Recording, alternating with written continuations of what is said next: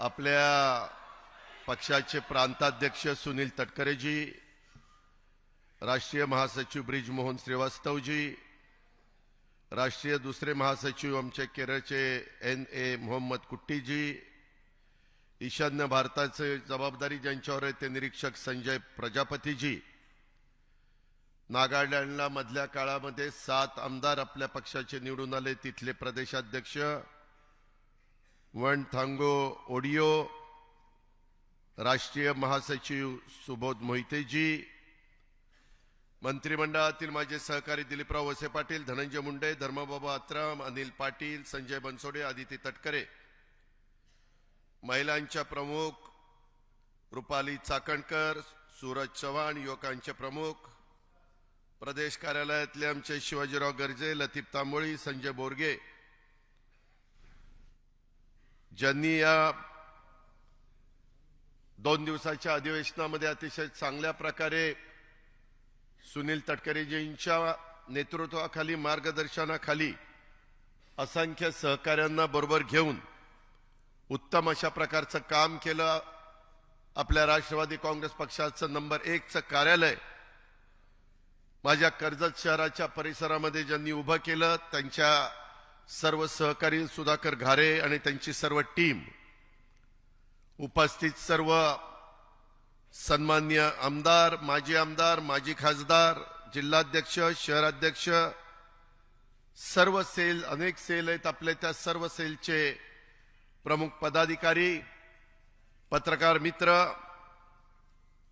जर कोणाचं नाव राहिलेलं असेल तर कृपया त्यांनी नाराज राहू नये. ते सर्व माझे सहकारी बंधू भगिनींनो, माझ्या तरुण मित्रांनो, खरं तर 2 दिवसाचं अधिवेशन, मला बरेच दिवस सुनील तटकरेजी सांगत होते की दादा रायगडला मी एक चांगल्या प्रकारचं अधिवेशन घेऊ इच्छितो आणि त्याला तुम्ही सगळ्यांनी वेळ दिला पाहिजे. गेले 2 दिवस आपल्या राष्ट्रवादी काँग्रेस पक्षाच्या पदाधिकाऱ्यांचं एक विचार शिबिर, निर्धार नवपर्वाचा वैचारिक मंथन, घड्याळ तेच वेळ नवी, हे होत असताना तुम्ही सगळ्यांनी माझ्या महाराष्ट्रातल्या 36च्या 36 जिल्ह्यातल्या माझ्या सहकाऱ्यांनी, माझ्या वडीलधाऱ्यांनी, माझ्या आया बहिणींनी, माझ्या मुलींनी, माझ्या त्या ठिकाणी सर्व जीवाभावाच्या कार्यकर्त्यांनी जो भाग घेतला त्याबद्दल मी प्रथमतः तुम्हा सर्वांचं मनापासून अभिनंदन करतो. आणि खरोखरीच अतिशय चांगली व्यवस्था झाली. काहींनी तर नवीन जो एरिया आला तिथं त्यांना पहिल्याच दिवशी उद्घाटन केल्यासारखं त्यांना त्या रूम देण्यात आल्या. परंतु अलीकडच्या काळामध्ये जरा नवीन प्रकारचे कॉक आहेत, ते असेच उघडायचे का तसे उघडायचे का असे उघडायचे माहिती नसल्यामुळे गरम पाणी काहींना मिळालं नाही. मित्रांनो, गमतीचा भाग जाऊ द्या, पण एकंदरीत सगळ्यांचं समाधान झालं. मगाशी भुजबळ साहेब पण म्हणले की असंच मुंबईपासून जवळ आहे, तटकरे साहेब खंबीर आहेत आणि त्याच्यामुळं मधून असून अशा प्रकारची शिबिरं इथं झाली तर काय हरकत नाही. मित्रांनो, एक गोष्ट मी महाराष्ट्रातल्या कार्यकर्त्यांना सांगू इच्छितो की हे शिबिर 400 ते 500 लोकांशी मर्यादित असल्यामुळं अनेक कार्यकर्त्यांना मनात इच्छा असताना पण आम्हाला अनेकांना, आमदारांना, मंत्र्यांना, पदाधिकाऱ्यांना की आम्हाला यायचंय, आम्ही पक्षाच्या करता काम करतोय, आम्ही जीवाचं रान करतोय, आम्हाला का बोलवत नाही. कदाचित इथं बसणाऱ्यांच्या पेक्षा अधिक ताकदीचे कार्यकर्ते त्यांना तिथं येता आलं नाही. परवाचंच उदाहरण सांगतो. विलास काल मला भेटला, त्याने सांगितलं नाना काटेला आणि संजोगला बोलवलं नाही. आम्ही ताबडतोब त्या ठिकाणी सांगितलं, कारण शेवटी संख्येला मर्यादा होत्या.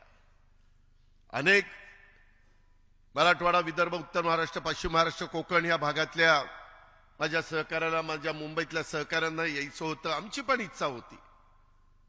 शेवटी कार्यकर्ते असले तर संघटना मजबूत होत असते. कार्यकर्ता संघटनेचा कणा असतो आणि त्याच्यामुळे संघटना वाढत असते. आज जरी आपण मर्यादित सहकाऱ्यांच्या उपस्थितीमध्ये हे शिबिर घेतलेलं असलं तर पुढेही आपल्याला दिवस तसे कमीच आहेत. कारण माझा अंदाज आहे, मी काही ज्योतिषी नाही, की मार्चच्या पहिल्या आठवड्यामध्ये लोकसभेची आचारसंहिता लागण्याची शक्यता आहे.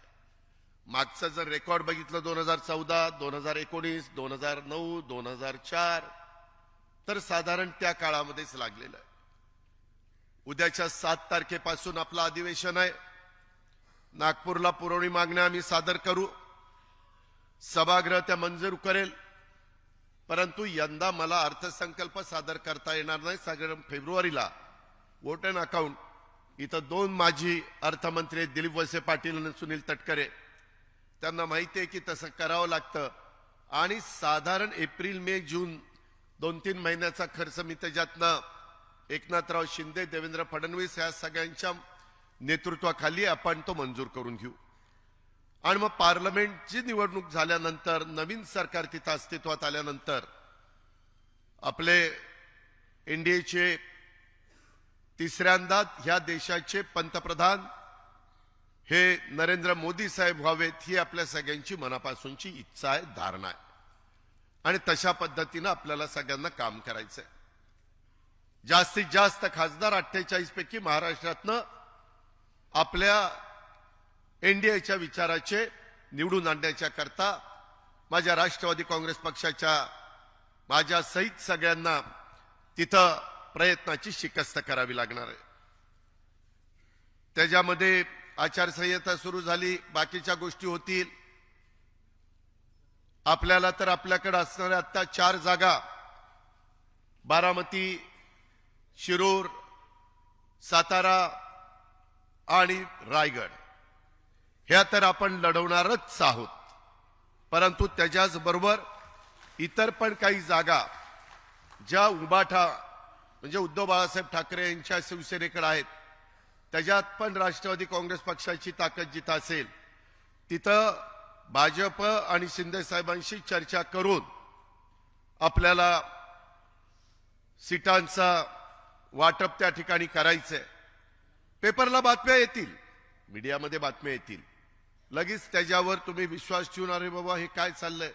अजून आमची अमित शहा साहेब असतील, त्याच्यामध्ये देवेंद्रजी असतील, चंद्रशेखर बावनकुळे असतील किंवा एकनाथराव शिंदे असतील, त्याच्यामध्ये थोडीशी प्राथमिक चर्चा झाली.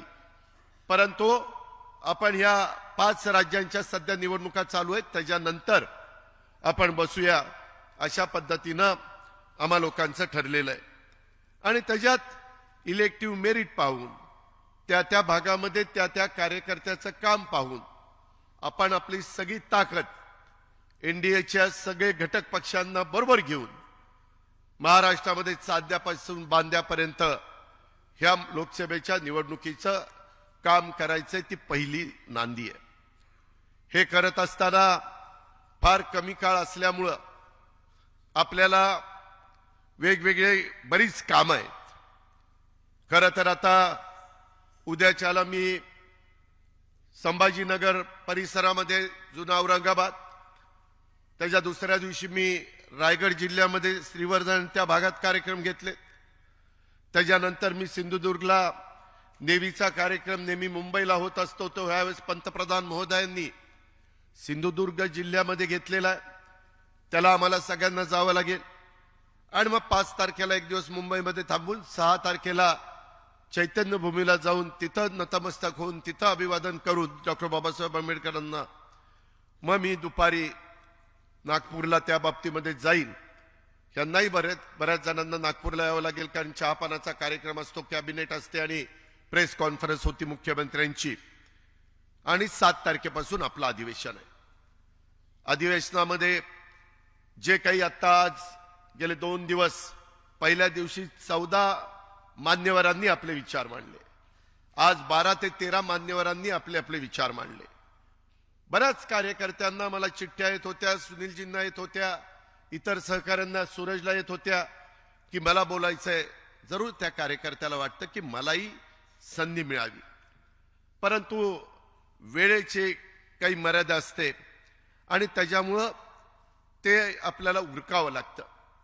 तरी देखील त्याच्यातनं बऱ्याच वेगवेगळ्या घटकांना, वेगवेगळ्या पदाधिकाऱ्यांना, वेगवेगळ्या सहकाऱ्यांना, माझ्या महिला असतील किंवा माझ्या इतर सहकारी असतील, त्या सगळ्यांना संधी देण्याचं काम सुनील तटकरे आणि पक्षाने आणि आम्ही सगळ्यांनी केलेलं आहे. राहिलेल्यांना पण आपण संधी देऊ, त्याबद्दल काही त्यांनी काळजी करू नये. त्या संदर्भामध्ये ह्या सगळ्या गोष्टी घडत असताना साधारण सुनील तटकरे, सुधाकर घारे, अनिकेत तटकरे, शिवाजीराव गर्जे, संजय बोरगे, नरेंद्र राणे ह्या असंख्य कार्यकर्त्यांनी ज्या प्रकारे व्यवस्था केली त्याबद्दल त्यांना हॅट्स ऑफ. खरोखरीच चांगली व्यवस्था झाली आणि त्याच्यामुळं जे चांगलं आहे त्याला चांगलं म्हटलं पाहिजे. फक्त मी सारखं सुनीलजींना तिथं बसल्यावर म्हणायचो एकच भोक राहिले इथं भोक. त्याच्यावरून आठवलं आज ह्या मालकाचं देबाशिष चक्रवर्ती हे जे मालक आहेत.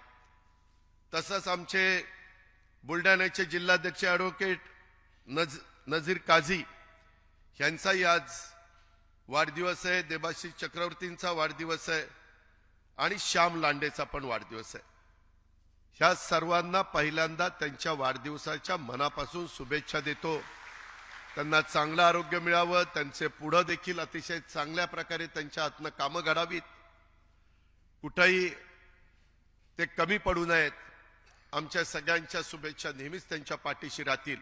आणि ह्याच्या व्यतिरिक्त जर इथं समोर असणारा कोण आज वाढदिवस आहे पण नाव घ्यायचं राहिलंय त्यालाही शुभेच्छा देतो. नाहीतर त्याला वाटायचं काय माझंच नाव घेतलं नाही, हीच तिघं ह्याच्या जवळची आहेत का काय, कोणाला माहिती. तसं काही नाही. ही माहिती मला मिळाली म्हणून मी त्यांना त्या बाबतीमध्ये शुभेच्छा दिल्यात. ज्यांचं नाव नसेल आलं आज वाढदिवस असेल त्यांना पण many many happy returns of the day अशा प्रकारे मी त्यांना सांगू इच्छितो. मित्रांनो, आपल्या राष्ट्रवादी काँग्रेस पक्षाचा विचार आणि विचारधारा तुम्ही सर्वजण आता आपापल्या भागात जाल त्यावेळेस आपल्या सर्वांच्यावर खूप मोठी जबाबदारी खांद्यावर पडलेली आहे. आम्ही जसं सकाळपासून काम करतो, आज जरा बोलताना संजयनी जरा तिखटमीठच लावलं. 4 वाजल्यापासूनच म्हणले पाणी करतात. आता ह्या दिवसात 4 वाजता अंधार गुडूप असतो, काय अंधारात पाणी करू. जरा पटेल असं बोलावं 6 वाजल्यापासून. पण तुला काही सांगितलं तर तुला जरा क्लिक व्हायला पाहिजे ना. 4 ला कसं हा काम करेल, काय बॅटरी लावून काम करेल. त्याच्यामुळं हे थोडंसं व्यवहाराने बोललं की माणसाला पटतं आणि ती आपली संस्कृती आहे, ती आपली परंपरा आहे. आणि म्हणून मित्रांनो, ही जबाबदारी आपल्या खांद्यावर आहे. आपल्या राष्ट्रवादी काँग्रेस पक्षाने नेहमीच त्याचा उल्लेख तटकरे साहेबांनी केला, प्रफुल्लबाईंनी केला, इतर मान्यवरांनी केला, भुजबळ साहेबांनी केला. आणि आपल्यालाही पुन्हा एकदा निक्षून ह्या निमित्तानं ह्या शिबिराच्या सांगू इच्छितो, आपल्या मार्फत महाराष्ट्रातल्या तमाम जनतेला सांगू इच्छितो की राष्ट्रवादी काँग्रेस पक्षाने कायमच युगपुरुष छत्रपती शिवाजी महाराजांच्या रयतेच्या राज्याची प्रेरणा घेऊन शाहू फुले आंबेडकरांच्या विचारधारेला आपण आदर्श मानलेला आहे. आणि स्वर्गीय यशवंतराव चव्हाण साहेबांच्या बहुजनांना सत्तेतून पाठबळ हे आपलं आज सत्तेमध्ये असणारं सूत्र आहे. हे मी ह्याच्या आधी पत्ररूपाने पण अनेकांना कळवलेलं होतं. आज पुन्हा एकदा सर्वांच्या समोर मांडतो. काही जण म्हणतात की या कारणाकरता गेले, काही जण आमच्यावर आरोप करतात की यांच्यावर केसेस होत्या म्हणून त्या थांबाव्यात म्हणून गेले. मित्रांनो, इथं अनेक सहकारी बसलेत. मी, सुनीलजी आणि दिलीपरावांनी तर जवळपास 99 पासून बहुतेक मंत्रिमंडळामध्ये काम आम्ही केलेलं आहे आणि आपल्यालाही आपण त्याचे साक्षीदार आहात. आणि त्याच्यामुळे आमच्यावर आरोप झाले नाही असं नाही, परंतु त्याचा उल्लेख काल सुनीलजींनी केला म्हणून मी रिपीट करत नाही. पण त्या संदर्भामध्ये मागही अनेकांच्यावर आरोप झाले. आरोप झाला म्हणजे ती काही वस्तुस्थिती आहे ते सिद्ध व्हायला पाहिजे असतात. चौकशा झाल्या.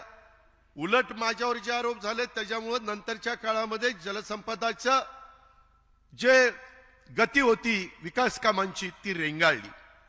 आज देखील सुधारित प्रशासकीय मान्यता कुणी राज्यकर्ते येतात त्यांच्या पुढे येते, तर त्याच्यामध्ये 50 कोटीची असणारा पहिलं मान्यता सुधारित सुप्रमा ज्यावेळेस येते, प्रमा असते 50 कोटीची, सुप्रमा येते 700 कोटीची. कुणी बोलत नाही का, तर कॅबिनेटने मान्यता दिली. परंतु त्यावेळेस मी मान्यता द्यायचो म्हणून मला टार्गेट करण्यात आलं. माधवराव चितळ्यांच्या अध्यक्षतेखाली ती समिती होती. त्या समितीमध्ये इतर 5 तज्ज्ञ घातलेले होते. त्यावेळेसचे विरोधी पक्षनेते एकनाथ खडसेंनीच नावं दिलेली होती. फायनान्सची माणसं, जलसंपदाची माणसं, इतर माणसं देखील त्याच्यात तज्ज्ञ मंडळी घेतलेली होती. AKD जाधव आणि इतर बरेच जण होते. माधवराव चितळ्यांची श्वेतपत्रिका जी काढली होती ते सगळा अहवाल आला. दुर्दैवाने त्यावेळेस आपण पहिल्या सरकारमध्ये होतो, त्यावेळेसच्या मुख्यमंत्र्यांनी दुसऱ्या सरकारमध्ये त्यांनी तो लागू म्हणजे कॅबिनेटला पण मान्यता दिली नाही, कारण काही अडचणी होत्या. आता मी सारखं मागे जात नाही, आता पुढे जायचंय. पण मी आपल्याला एक सांगतो, काही जण म्हणतात की तुमच्यावर आता असे आरोप झाले होते.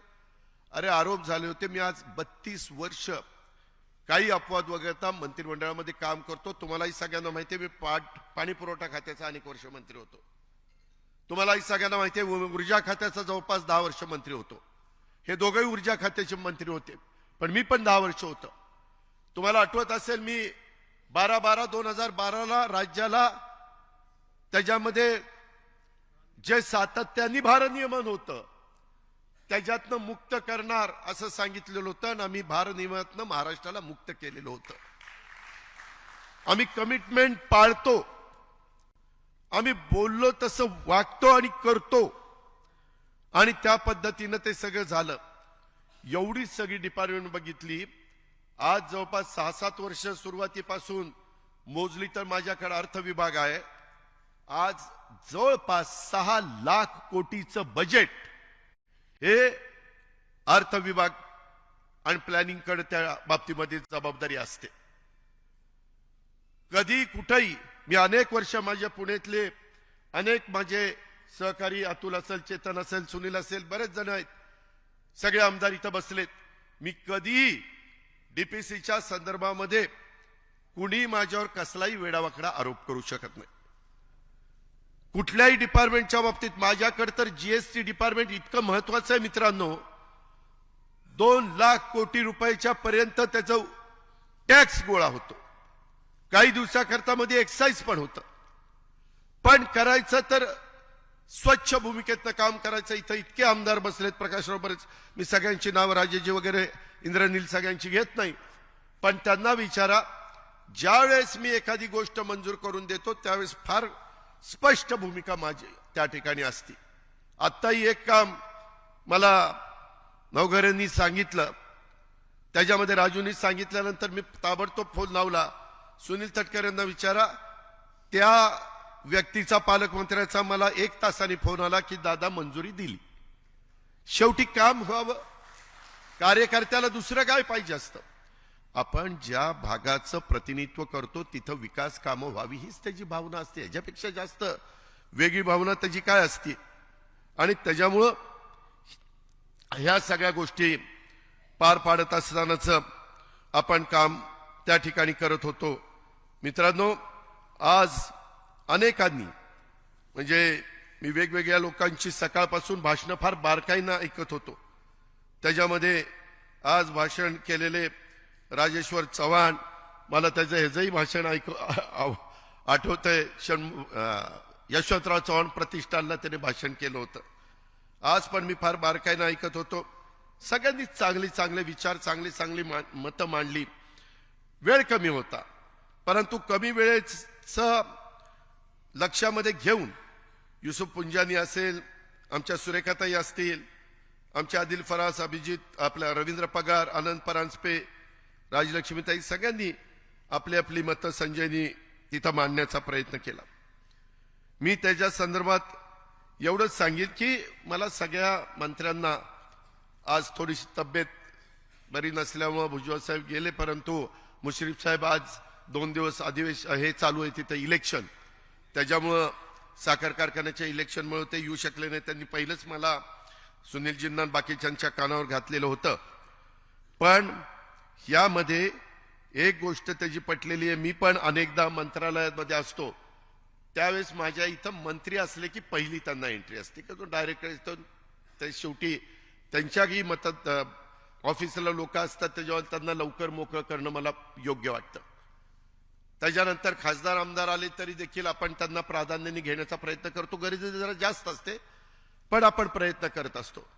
आता इथून पुढं माझ्या ऑफिसनी लक्षात ठेवायचंय, विकास आणि इथं डिक्लेअर आहे की जसं मंत्र्याला नंबर 1चं प्राधान्य, नंबर 2चं प्राधान्य खासदार आमदारांना आहे, तसं नंबर 3चं प्राधान्य राष्ट्रवादी काँग्रेस पक्षाच्या जिल्हा अध्यक्षांना तिथं राहील.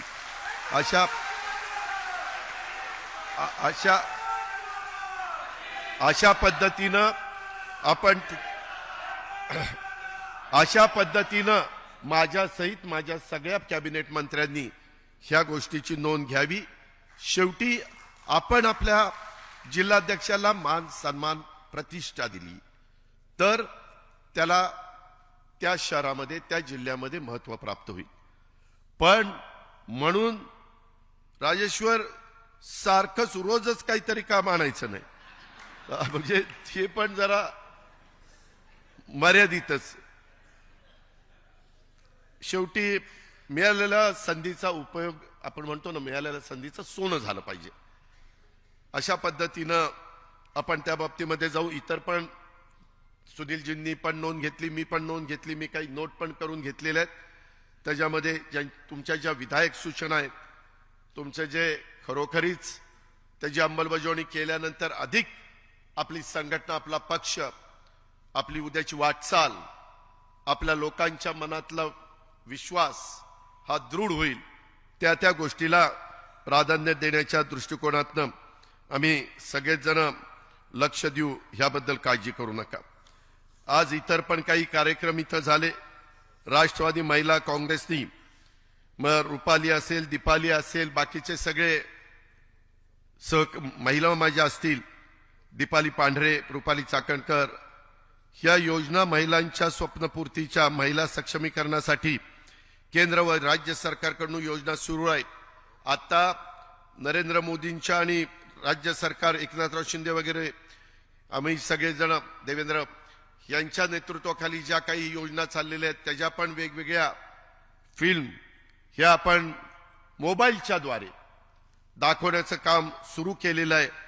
कारण खूप चांगल्या योजना आहेत, केंद्राच्या आहेत आणि राज्याच्या आहेत. या योजना काही कारणांनी माझ्या महिलांच्या पर्यंत, माझ्या युवकांच्या, युवतींच्या, कार्यकर्त्यांच्या पर्यंत, शेवटच्या माणसापर्यंत ह्या पोचू शकत नाहीत. त्यामुळे राष्ट्रवादी महिला काँग्रेस पार्टीकडनं योजना आणि व्यवसायासाठी प्रोजेक्ट रिपोर्ट, सबसिडी आणि इतर बाबी सोप्या भाषेत समजावून सांगण्याच्या करता लवकरच एक टोल फ्री नंबर तुम्हाला देण्यात येईल. आणि तो नंबर मिळाल्यानंतर त्याच्यातनं महिलांना अधिक चांगलं काम होण्याच्या करता मदत होणार आहे, त्याचा फायदा देखील तुम्ही सगळ्यांनी घ्यावा, अशी माझी तुम्हाला सगळ्यांना विनंती आहे.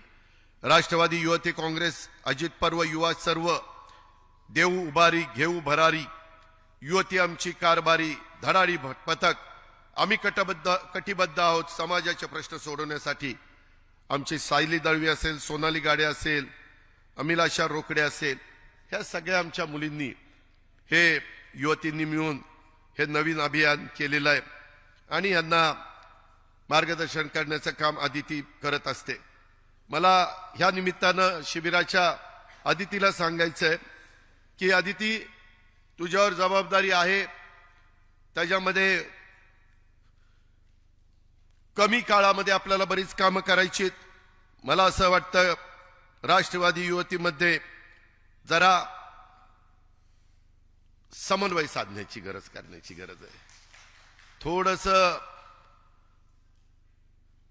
वाद आहेत असं म्हणता येणार नाही, मतभेद आहेत, काही वेगळी मतं आहेत, काही वेगळी मतं आहेत, त्यांना एकत्र घेऊन बसण्याची काम करण्याची गरज आहे. आदिती, तू त्याच्यात पुढाकार घे.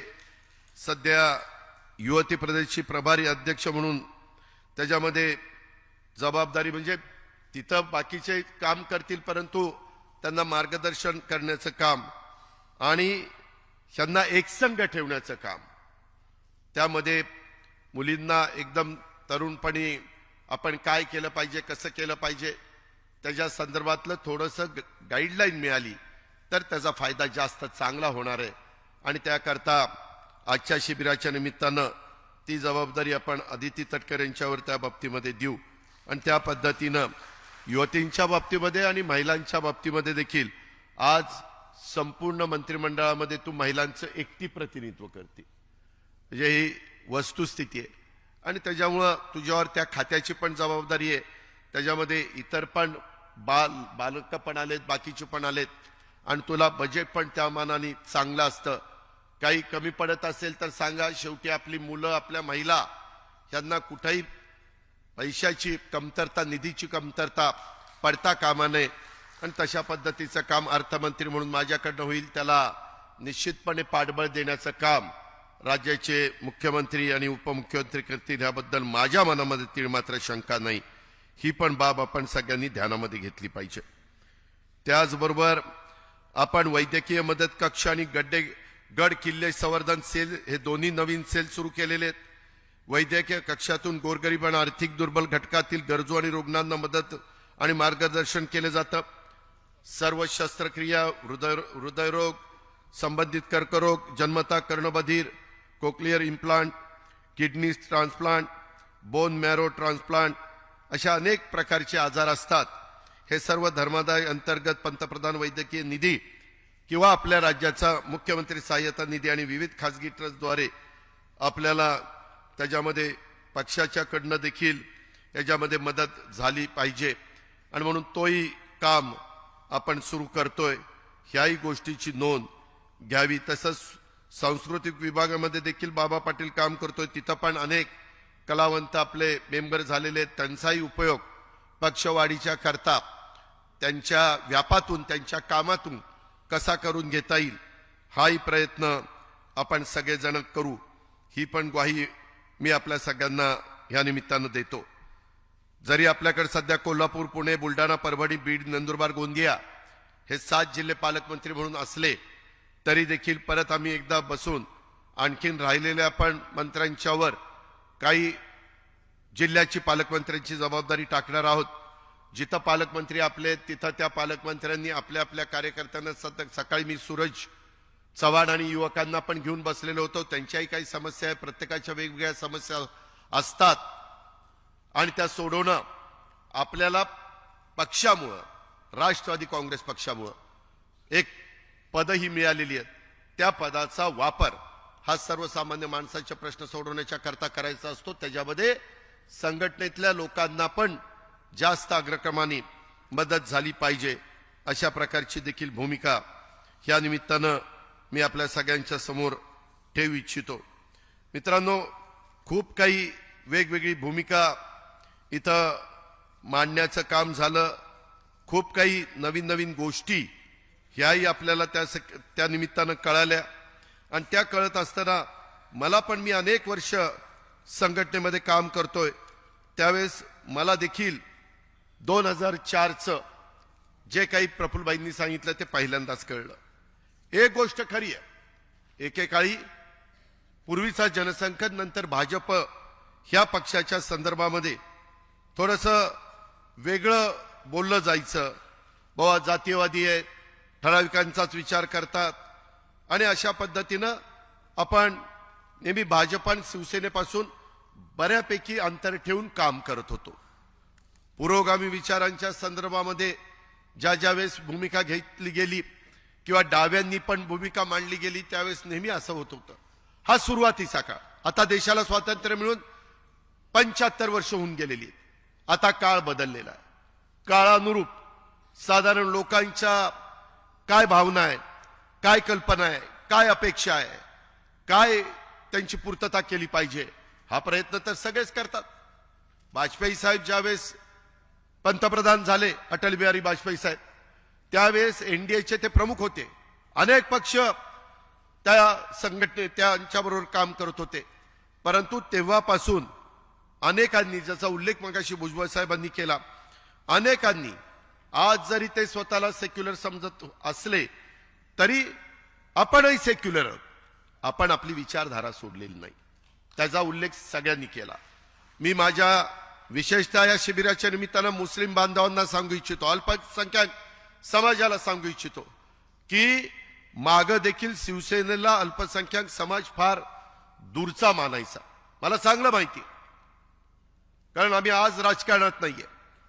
परंतु नंतर 2.5 वर्ष आम्हीच उद्धव ठाकरे साहेबांच्या नेतृत्वाखाली काम करत असताना आपण सरकारमध्ये निर्णय घेत होतो. त्यावेळेस 100% आपण म्हणू की पूर्व दिशा होत नाही, एका पक्षाचं सरकार आल्यानंतर होऊ शकतं. परंतु अशा वेळेस महायुतीचं किंवा महाआघाडीचं सरकार आलं तर कॉमन मिनिमम प्रोग्राम, किमान त्या ठिकाणी समान कार्यक्रम हे करावे लागतात. आणि त्याच्यातून ज्याच्यातनं आपल्या मित्रपक्षातून आपल्यात फार मतभेद आहेत ते प्रश्न आपण बाजूला ठेवतो आणि बाकीच्यांना ज्याच्यातनं महाराष्ट्राच्या सर्वांगीण विकासाला अग्रक्रम दिला पाहिजे त्या गोष्टीला आपण प्राधान्य देतो. आणि तेच काम मागे 2.5 वर्ष आम्ही केलं. तेव्हाही केंद्रालाही वाटलं नव्हतं की शिवसेना, काँग्रेस, राष्ट्रवादी एकत्र येऊन सरकार करतील, पण झालं, शेवटी केलं गेलं. त्याच्यानंतरच्या काळामध्ये देखील आज आपण भाजप आणि एकनाथराव शिंदे आणि अशा तिघांचं सरकार केलेलं. शेवटी काही वेळेस काही निर्णय घ्यावे लागतात, पण विचारधारा सोडली का? शाहू फुले आंबेडकरांच्या संदर्भातलं जे काही त्यांनी त्यावेळेस मार्ग दाखवलेला आहे त्याच मार्गाने आपण पुढे चाललेलो आहे. त्याचा उल्लेख मी केलाय, भुजबळांनी केला, तटकऱ्यांनी केला, अनेकांनी केला. मी सगळ्यांची नावं इथं घेत बसत नाही, पण मला आपल्याला ही गोष्ट आवर्जून सांगायची आहे. आणि मी आज काही बोलत असताना आपला मूळच पक्ष आहे. 10 जून 1999 ज्यावेळेस पवार साहेबांनी, संगमाजींनी, तारिक अनवरांनी ह्या पक्षाची स्थापना केली आणि त्यावेळेस त्याचा मूळ ह्या पक्षाचा मोठा पाठिंबा हा महाराष्ट्रात होता. त्यावेळेसचे विरोधी पक्षनेते मधुकरराव पिचड आणि विरोधी पक्षनेते विधान परिषदेचे छगन भुजबळ यांनी त्याच्यामध्ये पुढाकार घेतलेला. पदमसिंह पाटील, विजयसिंह मोहिते पाटील, मधुकर पिचड आणि छगन भुजबळ हे प्रमुख म्हणून तिथं काम करत होते. आम्ही डोळ्यांनी बघत होतो. इथं समीर आहे का? समीर त्या ठिकाणी स्टेज करणं, बाकीच्या सगळ्या गोष्टीची तयारी करणं, ते तिथं शिवाजी पार्कला चाललेलं होतं. पाऊस पडेल का नाही, सभा होईल का नाही, लोक येतील का नाही, अशी सगळी चर्चा चाललेली होती. परंतु सगळ्यांनी जिद्दीनं रान उठवलं. त्यावेळेस तर भुजबळ साहेबांनी किणी प्रकरण म्हणू नका, काय काय त्यांनी त्यावेळेस बाळासाहेबांना कुणी असं म्हटलं नव्हतं, अशा प्रकारच्या काही गोष्टी बोलले. मी ते बोलून कारण नसताना त्या गोष्टीला उजाळा देऊ इच्छित नाही. परंतु तो काळ, त्याच्यामध्ये आम्ही नवीन होतो. मी, दिलीप वळसे पाटील, जयंत पाटील, आर पाटील, सुनील तटकरे, सगळेजण आम्ही नवीन म्हणजे पहिलीच टर्म आमच्या काही थोड्या टर्म झालेल्या होत्या. आम्हाला ज्युनियर समजलं जात होतं. आम्ही पण थोडंसं बाजूला असायचो. आणि तेव्हापासून पक्षाचे काम अनेकांनी केलं, ज्याचा उल्लेख काल करण्यात आला. त्याच्यामध्ये भुजबळ साहेब पहिले प्रांताध्यक्ष असू द्या, नंतर बबनराव पाचपुते असतील, आर पाटील असतील, अरुणभाई गुजराती असतील, त्याच्यामध्ये मधुकरराव पिचड असतील, भास्करराव जाधव असतील किंवा सुनील तटकरे असतील, आणि नंतर हे जयंत पाटील साहेब. बरं, षणमुखानंद हॉलच्या मीटिंगमध्ये मी स्वतः बोललो ना किंवा मी जरी प्रांताध्यक्ष किंवा संघटनेचा पदाधिकारी त्या काळामध्ये झालो नसलो तरी तुम्हालाही माहिती आहे, महाराष्ट्रालाही माहिती आहे की संघटनेचं काम कोण करत होतं. अनेक ठिकाणी संघटनेच्या जागा म्हणजे जिल्ह्याचे कार्यालय, जिल्ह्याचे इमारती, ह्याच्यामध्ये भुजबळ साहेबांनी नाशिकचं केलं, बबनराव पाचपुत्यांनी नगरचं केलं. परंतु बाकीच्या अनेक इमारती उभ्या करण्याचं काम हे मी आणि माझ्या इतर पण सहकाऱ्यांनी केलं. याबद्दल दुमत असण्याचं कारण नाही. शेवटी संघटना मजबूत झाली पाहिजे. आम्ही पण वेळ द्यायचो, तिथेही जनता दरबार करायचो, सगळ्या काही गोष्टी करायचो. मी त्या दिवशी सांगितलेलं होतं की मी आता विरोधी पक्ष नेते पण सोडतो, द्या माझ्यावर जबाबदारी. अशा पद्धतीची भूमिका आपण त्या बाबतीमध्ये मांडली. त्याच्यामध्ये कुठं गैर केलेलं नाही. इथं प्रकाश सोळंकी समोर बसलेले. मी जे बोलतो ना ह्याच्यातले एक अक्षर मी चुकीचं आणि खोटं बोलणार नाही. काय कारण आहे? आपला परिवार आहे, आपलं एक कुटुंब आहे आणि त्याच्यामुळे आपण आपल्या घरामध्ये खरं बोललं पाहिजे. त्यामध्ये ज्यावेळेस मी तुम्हाला सगळ्यांना माहिती आहे देवेंद्र फडणवीसांच्या बरोबर सरकार केलं त्याचा उल्लेख प्रफुल्लबाईंनी केला. आता ते पुन्हा पुन्हा काढत बसत नाही कारण आपल्याला इतर बरेच प्रश्न आहेत. आता झालं गेलं गंगेला मिळालं. त्याच्यामध्ये प्रकाश सोळंकी साहेब नाराज झाले. त्यांना सरकारच्या मंत्रिमंडळामध्ये यायचं होतं आणि अशोक डग, मी, प्रकाश सोळंके आणि जयंत पाटील, काही वेळेला धनंजय मुंडे अशा आमच्या मीटिंग तिथं होत होत्या. प्रकाशराव राजीनामा देण्याच्या त्यावेळेसची बातमी काढून बघा. त्यांनी राजीनामा देण्याचा निर्णय घेतलेला होता. बातम्यात होतं. आम्ही म्हणलो आत्ताच सरकार आलंय, एवढी टोकाची भूमिका प्रकाशराव घेऊ नका. त्यांचं म्हणणं होतं की मी काय पक्षाच्या करता कमी केलं.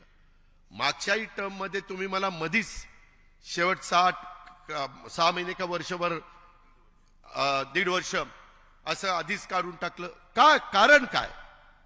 पक्षाने ही भूमिका माझ्याबद्दल काय घेतली हे मला कळलं पाहिजे. आणि आता पक्षाला सत्तेवर आलेला आहे, मंत्रिपद मिळतात, मला आता मिळालं पाहिजे. रास्त मागणी त्यांची होती. शेवटी मी ते आणि जयंत पाटलांनी तिथल्या एका चेंबरमध्ये नेलं आणि खूप त्यांना समजून सांगितलं असं करू नका. पहिल्याच मंत्रिमंडळाच्या सुरुवातीला मिठाचा खडा लागणं बरोबर नाही वगैरे वगैरे वगैरे वगैरे. नंतर मग मी आणि जयंत पाटलांनी त्यांना शब्द दिला कार्याध्यक्षपदाचा तिथं राष्ट्रवादी भवनमध्ये. आणि जयंत पाटलांनी काय सांगितलं आपल्याला की 1 वर्ष मी अध्यक्ष राहतो, 1 वर्षांनी तुम्ही कार्याध्यक्षाचा अध्यक्ष व्हा, बरोबर ना, आणि संघटनेची जबाबदारी तुम्ही पार पाडा. ते प्रकाशरावांनी ऐकलं. तर ठीक आहे, तसं म्हणत असाल तर कुठली का होईना मला जबाबदारी द्या, मला काम करायचं. आणि हे मी सांगतोय 2019चं का हो, 19च. त्याच्यानंतर 1 वर्ष झालं. मी म्हणलं जयंतराव आपण शब्द दिला राव त्यांना. नाही दिलाय, परंतु वरिष्ठ म्हणतायत दुसरं. म्हणलं वरिष्ठांना सांगा ना, नको मला बाद झालं, मला मंत्रीपद आहे त्यालाच मला वेळ देता येत नाही. कारण जलसंपदा खात्याची मोठी जबाबदारी होती. जलसंपदा खातं काय साधं सुद्धा खातं नाही, परंतु ते असंच पुढं ढकलत अजून चाललेलंच आहे. म्हणजे हे बरोबर नाही. माझं काय म्हणणं आहे, एकदा तुम्ही शब्द दिला ना, एखादा महिना पुढं मागे ठीक आहे ना, शब्द देताना 10 विचार करून शब्द द्या ना. पण ह्या पद्धतीनं कार्यकर्त्यांना त्याच्यामध्ये कुठंतरी नाराज करायचं हे मला अजिबात आवडत नाही. आणि त्या गोष्टी देखील तेव्हा झाल्या. परंतु नंतर संघटनेच्या करता, पक्षाच्या करता त्यांनी मनाचा मोठेपणा दाखवला. आतापर्यंत आपण इथपर्यंत पोहोचलेलो. पण या बारीक बारीक गोष्टी असतात त्या साठत जातात आणि त्याच्यातनं ह्या सगळ्या गोष्टी पुढं मग त्या निमित्तानं येत असतात. मित्रांनो, आज इथं हे सगळं होत असताना मला युवकांना आणि माझ्या राष्ट्रवादीच्या विद्यार्थी संघटनेला सांगायचं, आपल्याला दिवस कमी आहेत. माझी तुम्हाला सगळ्यांना प्रांताध्यक्ष सुनील तटकरेजी, रुपाली चाकणकरजी, त्याच्यामध्ये प्रशांत कदम, सूरज चव्हाण आणि सगळे सेल, यांना सगळ्यांना विनंती, आज तारीख 1 आहे. 1 महिना तुम्हाला सगळ्यांना आपापल्या भागातले पदाधिकारी नेमण्याच्या करता, डिसेंबर एंड पर्यंत सगळे पदाधिकारी, तालुक्याचे, जिल्ह्याचे कार्यकारिणी, तालुका कार्यकारिणी, हे सगळे सेल, रुपाली तुमचे सगळ्यांचे, हे सगळे नेमले गेले पाहिजे. मी याला विचारलं, मी त्याला विचारलं, ते सांगतो म्हणलं, मी बघतो म्हणलं, ते तसलं काही नाही. नाही जर झालं तर 31 तारखेला त्याच्यामध्ये नवीन वर्षाच्या सुरुवातीला मग दुसऱ्यावरती जबाबदारी द्यावी लागेल त्या सेलची. हे कृपा करून नोंद घ्या, कारण त्याच्यानंतर जानेवारी फेब्रुवारी 2च महिने, मार्चला तर आचारसंहिता लागते. आपल्याला वेळ कमी असल्यामुळं जास्तीचं काम माझ्यासहित सगळ्यांना करावं लागणार आहे, हे कृपा करून लक्षात घ्या. थोडासा सगळ्या जिल्हाध्यक्षांनी, सगळ्या सेलच्या प्रमुखांनी आणि आपण कुठं जातो, काय जातो ते थोडंसं सगळ्यांनी पहा, त्याचं आत्मचिंतन करा. मला त्या संदर्भामध्ये सगळ्यांना एक विनंती करायची की सध्या आपलं इकडं कार्यालय मंत्रालयाच्या समोर आलेलं आहे आणि त्याच्यामध्ये मी एक बघतोय, अलीकडं फ्रंटलचे अध्यक्ष राज्यात फिरताना खरं तर दिसले पाहिजेत, परंतु फ्रंटलचे अध्यक्ष दररोज मुंबईच्या कार्यालयामध्ये बहुतेक असतात. काय काम आहे तिथं? असतं ना, काम असतं. मी पण ठरवलंय, मी हे सगळं ऐकलं ना, मी ठरवलं आता सोमवार, मंगळवार, बुधवार 3च दिवस मुंबईला द्यायचे, 1 दिवस पुण्याला द्यायचो, कारण पालकमंत्री तिथं 18 आमदार आहेत, 3.5 खासदार आहेत, त्याच्यामुळे तो बेस आहे. आम्ही मागच्या वेळेस 10 आणि 2 12 आणि 2 आमदार 700 मतांनी गेला आणि 1,500 मतांनी गेला, नाही तर जवळपास 14 आमदार आपण तिथून निवडून आणलेले होते. ही आपली तिथली परिस्थिती आहे. त्याच्यामुळे मी ज्यावेळेस महाराष्ट्राच्या कानाकोपऱ्यामध्ये जाईल, बाकीचे म्हणले अरे तुझं काय पुण्याचं बघ ना, त्यावेळेस मला बोट दाखवलं तर माझ्या जिल्ह्याचं चांगली परिस्थिती असली पाहिजे. हीच गोष्ट लागू सगळ्यांना इथं बसणाऱ्यांना होती, मंत्र्यांना. त्या प्रकारची नोंद कृपा करून त्यांनी घ्यावी आणि संघटनेच्याही लोकांनी एखादा दिवस आठवड्यातनं आला काही महत्वाचं. बरं, आता आपण व्हिडिओ कॉन्फरन्सिंगच्या द्वारे बोलू शकतो, फोनच्या द्वारे देखील आपल्याला सगळं काही त्या ठिकाणी बोलता येऊ शकतं. आणि माझी आपल्याला सगळ्यांना सांगणं आहे की ओबीसी, कामगार, डॉक्टर, लीगल, माजी सैनिक, ज्येष्ठ नागरिक, ग्रंथालय, सांस्कृतिक, सामाजिक न्याय विभागात पदाधिकाऱ्यांना जिथं संधी देता येत नाही तिथंही संधी दिली गेली पाहिजे. विविध सामाजिक संघटना आणि सांस्कृतिक संघटनांना आपल्या पक्षाशी जोडण्याचं पण काम केलं पाहिजे. तुम्ही म्हणाल कुणाला? उदाहरणार्थ सार्वजनिक गणेश मंडळ, गणपती मंडळ, गणेश मंडळ, दहीहंडी मंडळ, तरुण मित्र मंडळ, महिला मंडळ, माथाडी युनियन, एसटी कर्मचारी संघटना, शिक्षक संघटना, रिक्षा चालक मालक संघटना, कामगार संघटना, फेरीवाला संघटना, विविध पत्रकार संघटना, बँक कर्मचारी युनियन, ओला उबेर टॅक्सी चालक मालक संघटना, आयटी कर्मचारी संघटना, शासकीय निमशासकीय खाजगी संस्थांच्या मधील कर्मचारी संघटना, ग्रामसेवक संघटना, तलाठी संघटना, अंगणवाडी सेविका संघटना, आशा सेविका संघटना, कंत्राटी कर्मचारी संघटना, विनाअनुदानित शिक्षक संघटना, शिक्षक संस्था चालकांची संघटना, टोल नाका कामगार संघटना, विविध जातीच्या संघटना, आरटीआय कार्यकर्ते, विविध एनजीओज, अशा समाजातील सर्व संस्था घटकांशी संघटनांशी आपला संपर्क आला पाहिजे. सोशल मीडियाला पण आज का काल कोणतरी बोलत असताना अनन्यसाधारण महत्व प्राप्त झालेलं. आम्ही राजकारणात आलो तेव्हा सोशल मीडिया नव्हता, मोबाईल नव्हता, काही नव्हतं. तो काळ आणि आताचा काळ ह्याच्यामध्ये जमीन आसमानाचा फरक आहे. त्याच्यावर सोशल मीडियाचा पण पुरेपूर फायदा घेतला गेला पाहिजे. या संघटनांच्या प्रमुख नेत्यांच्या समोर बैठका आयोजित करून समाजातील विविध प्रवाहांच्या सोबत कार्यकर्त्यांनी, पक्ष संघटनेच्या प्रमुखांनी स्वतःला जोडून घेतलं पाहिजे. पक्ष वाढतो म्हणजे भाषण देऊन पक्ष वाढत नाही. त्याला कष्ट, मेहनत घ्यावी लागती, त्याच्यात मनाचा दिलदारपणा, मोठेपणा दाखवावा लागतो. सगळ्या जाती धर्माला एक कृतीतनं सिद्ध करावं लागतं की बाबा हा पक्ष आमचाही विचार करतोय. साहित्य, पत्रकार, खेळाडू, कलावंत, डॉक्टर, वकील, सामाजिक कार्यकर्ते अशा समाजात प्रभाव असणाऱ्या विविध क्षेत्रातील व्यक्तींच्या सोबत देखील पदाधिकारी कार्यकर्त्यांनी समन्वय ठेवला पाहिजे. पक्षाचे प्रदेश आणि जिल्हा अध्यक्ष, तालुका अध्यक्ष कार्यालयात नियमित उपस्थित असले पाहिजे. नाहीतर कार्यालय खोलले आणि तिथं कुणी बसायला नाही, असं नाही पाहिजे. कुणी ना कुणी एवढे सेल, एवढे कार्यकर्ते, एवढे पदाधिकारी वाटून घ्या ना दिवस, पण ते तिथं हजर असले पाहिजे. त्याचबरोबर पदाधिकाऱ्यांनी लोकांच्या मध्ये मिसळलं पाहिजे, दररोज लोकांना भेटलं पाहिजे. पक्षाच्या प्रदेश कार्यालयात बसून नेत्यांचे कान भरणारे काही महाभाग असतात. दादा ही लय असं करत होता, हे लयच तसं करत होता, माग तुमचं लयच वाईट बोलत होता, अरे तुला काय घेणे देणे, तू तुझं कर ना. पण हे जे काही आहे ह्या महाभागांना, दरबारी प्रवृत्तीच्या कार्यालयीन पदाधिकाऱ्यांना पक्षाचे नेते कधी कधी बळी पडतात. काही काहींना हलक्या कारणाने सांगितलं ना किंवा तू फारच चांगलं काम करतो आणि बाकीचे म्हणले ना की त्याला काहीच कौतुक केलं नाही की त्यालाही वाटतं की हे आपलं कौतुक करत नाही, ह्याला दूर करा, ही ह्यालाच जवळ घ्या, आणि मग नको त्या गोष्टी त्या बाबतीमध्ये घडतात. त्याच्यामुळं हे सगळं करत असताना पक्ष कार्यालयातील ऑफिस बेअरर पदाधिकाऱ्यांनी देखील पक्षाचं प्रशासन चालवायचं असतं, पक्षाचा कार्यकर्ता पक्ष चालवतो, ही बाब प्रत्येकाने लक्षामध्ये ठेवली पाहिजे. फ्रंटल अध्यक्ष राज्यात फिरताना दिसले पाहिजेत, ही पण माझी अपेक्षा आहे. ज्या त्या विभागाच्या प्रमुखांनी आपल्या विभागापुरतं लक्ष घालावं. सर्वच ठिकाणी त्यांनी लक्ष देण्याची गरज नाही. साध्या भाषेत सांगायचं, सर्वच ठिकाणी तिथं नाक खुपसायची गरज नाही. बाकीचे आहेत ना, करू द्या ना त्यांना.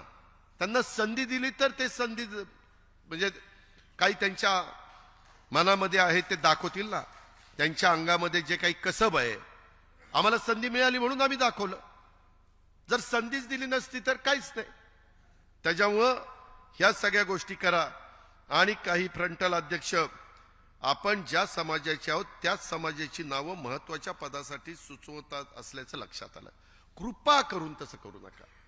शाहू फुले आंबेडकर, छत्रपती शिवाजी महाराज, सर्व धर्म समभाव, त्याच्यामध्ये सगळ्या घटकाला ज्याचा उल्लेख मगाशी अनेकांनी केला किंवा महाराष्ट्रातल्या पण अनेक सहकारी भेटले, ज्या पद्धतीनं आपल्याला ज्या जागा आल्या त्या जागेमध्ये वेगवेगळ्या घटकाला प्रतिनिधित्व देण्याचं काम राष्ट्रवादीच्या सगळ्या प्रमुख नेते मंडळींनी केलं.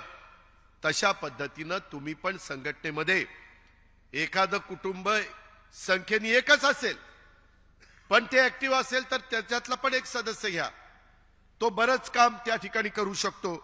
आणि या पद्धतीनं आपण केलं पाहिजे. जबाबदार पदाधिकाऱ्यांनी सर्व समावेशकच असलं पाहिजे.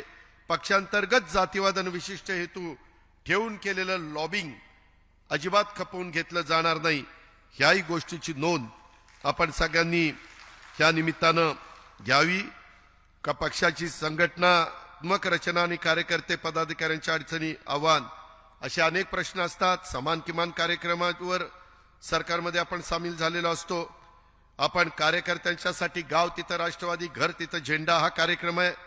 पदाधिकाऱ्यांच्यासाठी प्रभाग तिथे राष्ट्रवादी, चौक तिथे झेंडा, आणि पक्षाच्या विविध सेल आणि फ्रंटलच्या विभागावर अतिशय जबाबदारी तिथं आहे. हे पण आपण लक्षात घ्या. मित्रांनो, आपला मूळ पक्ष हा राष्ट्रवादी काँग्रेस पक्ष आहे. ते 30 तारखेला मला तिथल्या कार्यकारिणीने अध्यक्षपदाची जबाबदारी दिली आणि तेव्हापासून मी ती घेतलेली आहे आणि काम करतोय. कोर्ट कचेऱ्या वगैरे ते चालू आहेत, त्याच्यामध्ये तुम्ही लक्ष देऊ नका. लक्ष देणारे लक्ष देतील. तुम्ही तुमचं काम करा, नाहीतर ती चिन्ह मिळेल का रे आपल्याला? आणि काय रे होईल नंतर? मग आपल्याला मिळालं तर ते काय घेतील? अरे काय घेणे देणे तुझं तू बघ ना, तुझं तू बघ ना. आपलं आपल्याला काम करा ना. पण भावकी, आपल्याला जळगाव मधनं बऱ्याच लोकांना निवडून आणायचंय. जोर ठेवा ठेवा ठेवा. त्याच्यामध्ये मला तुम्हाला एक सांगायचंय की खरोखरीच मी कुठंतरी तुम्हाला नावमेद करतो, तुम्हाला कुठंतरी काहीतरी चुकीचं सांगतो असं समजू नका. मी फार स्पष्ट वक्ता आहे, मला छक्केपंजे करता येत नाही. जे काही येते दूध का दूध पाणी का पाणी. काही चुकलं तर आम्ही सांगू भाऊ आपलं चुकलंय आणि मागं झालेलं आहे. काही शब्द आमच्याकडनं चुकीचे गेले, ते चव्हाण साहेबांच्या समाधीच्या इथं दिवसभर बसलो होतो. त्याच्या संदर्भामध्ये चुकतं माणसाचं. मी नेहमी सांगतो कार्यकर्त्याला, अरे बाबा काम करतो ती चुकतो.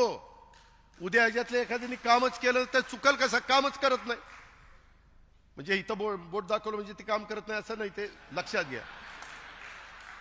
जो काम करत नाही तो चुकतच नाही. आम्ही 100 कामं केली तर 2-4-5 चुका देवीदासची होणार ना. त्याच्यामध्ये चुकीचं काय? पण आमच्या लक्षात आणून दिलं. आमचे दिलीप मोहिते लगेच लक्षात आणून देतात, आजी तिथं असं असं झालं, लगेच मी दुरुस्त करायचा प्रयत्न करतोय. म्हणजे गमतीचा भाग जाऊ द्या, पण बाबांनो हे करावं लागतं. हे त्याच्यात आपला स्वतःचा कमीपणा काही नाही. रोज माणूस नवीन शिकण्याचा प्रयत्न करत असतो. सर्व गुण संपन्न शिकून कुणीच आईच्या पोटात जन्माला येत नाही. रोज नवीन. कधी कधी माझ्या वयाच्या पेक्षा तरुणबाण 22-25 वर्षाची युवती किंवा युवक हा जास्त बुद्धिमान असू शकतो. आपण मान्य केलं पाहिजे की ठीक आहे तो जास्त बुद्धिमान आहे, आणि एखादा सल्ला त्याला विचारायची वेळ आली तर कमीपणा वाटण्याचं कारण नाही. घ्यायचा सल्ला काय बिघडतंय? त्याच्या संदर्भामध्ये उलट आपल्या ज्ञानामध्ये भर पडते. ह्याही गोष्टीचा विचार माझ्या कार्यकर्त्यांनी, माझ्या सहकारी मित्रांनी ह्या शिबिराच्या निमित्तानं त्या ठिकाणी केला पाहिजे.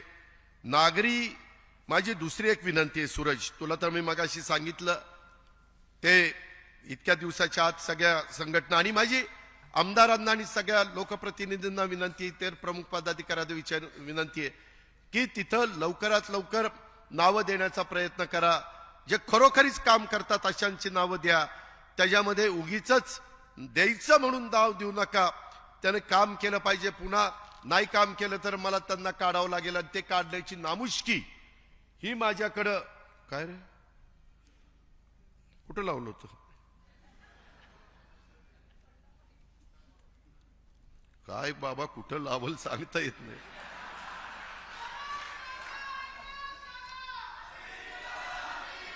तर मित्रांनो, तुझा तालुका कुठला रे? तालुका सांग. तालुका त्याच्याकडे बूथ झालाय का बघितलं पाहिजे, बूथ कमिटी झाली का बघितलं. मी सांगतो, जे सर्वात जास्त बीएमबीच्या देठापासून ओरडतात ना, समजावं ह्याचं नुसतं मोकळं एक मागचं काही नाही त्याचं, पण आपला आवाजाने नेत्याला कळावं की गाडीचं दार उघडतो, बस चला चला, की समजावं ह्याचं काय रे नाही. गावात ह्याला पुत्र विचारत नाही ही माणूस आहे. शपथ गळ्याच्या खोटं बोलत नाही.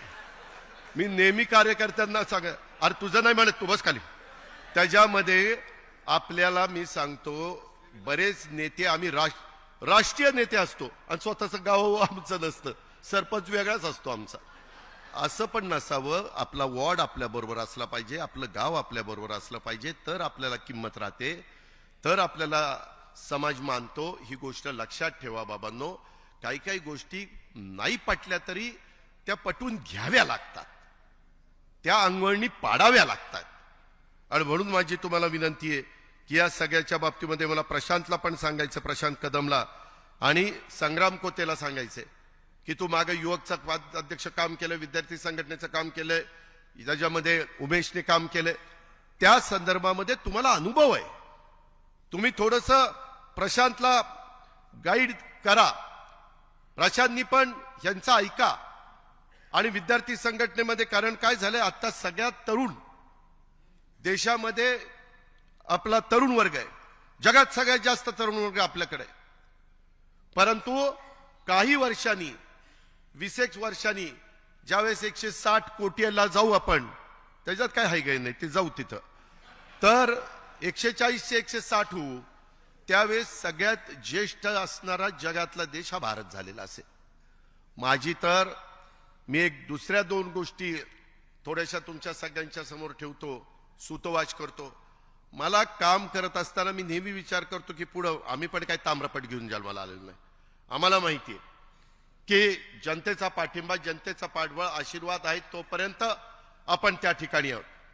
पण मित्रांनो, आपल्याला एक विचार करावा लागेल, पुढच्या पिढीच्या करता आता काही करून 1 किंवा 2 आपत्त्यावर थांबलं पाहिजे.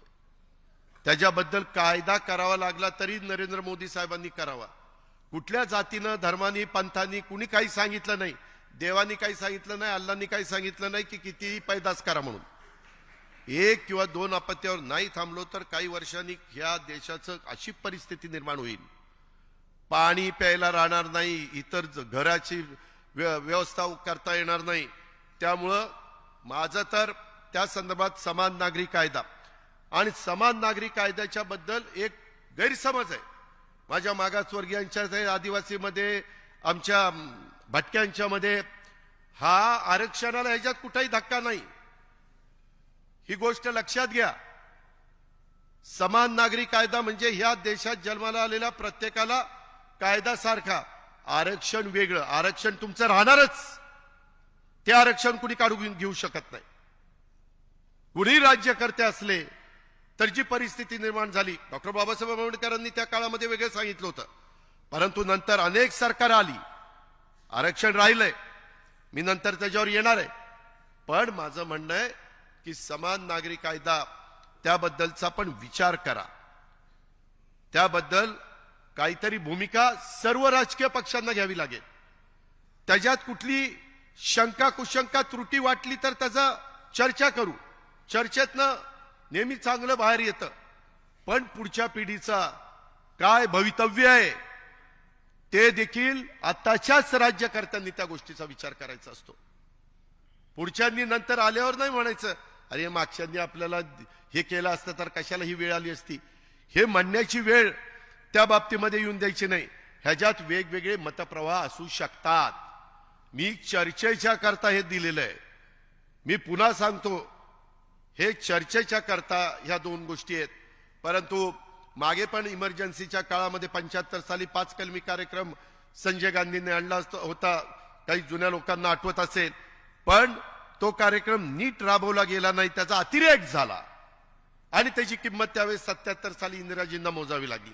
आणीबाणी पण होती आणि बाकीच्या पण गोष्टी.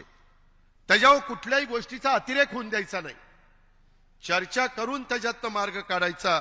आणि म्हणून हे दोन मुद्दे मी कॉमन मिनिमम आपल्या हे जे समान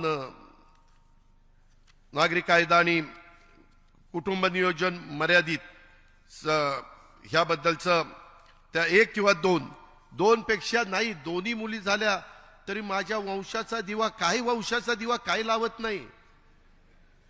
मुली जास्त वंशाचा दिवा लावतात पण पोरं लावत नाही, असा काहींना अनुभव आहे, काहींना. नाहीतर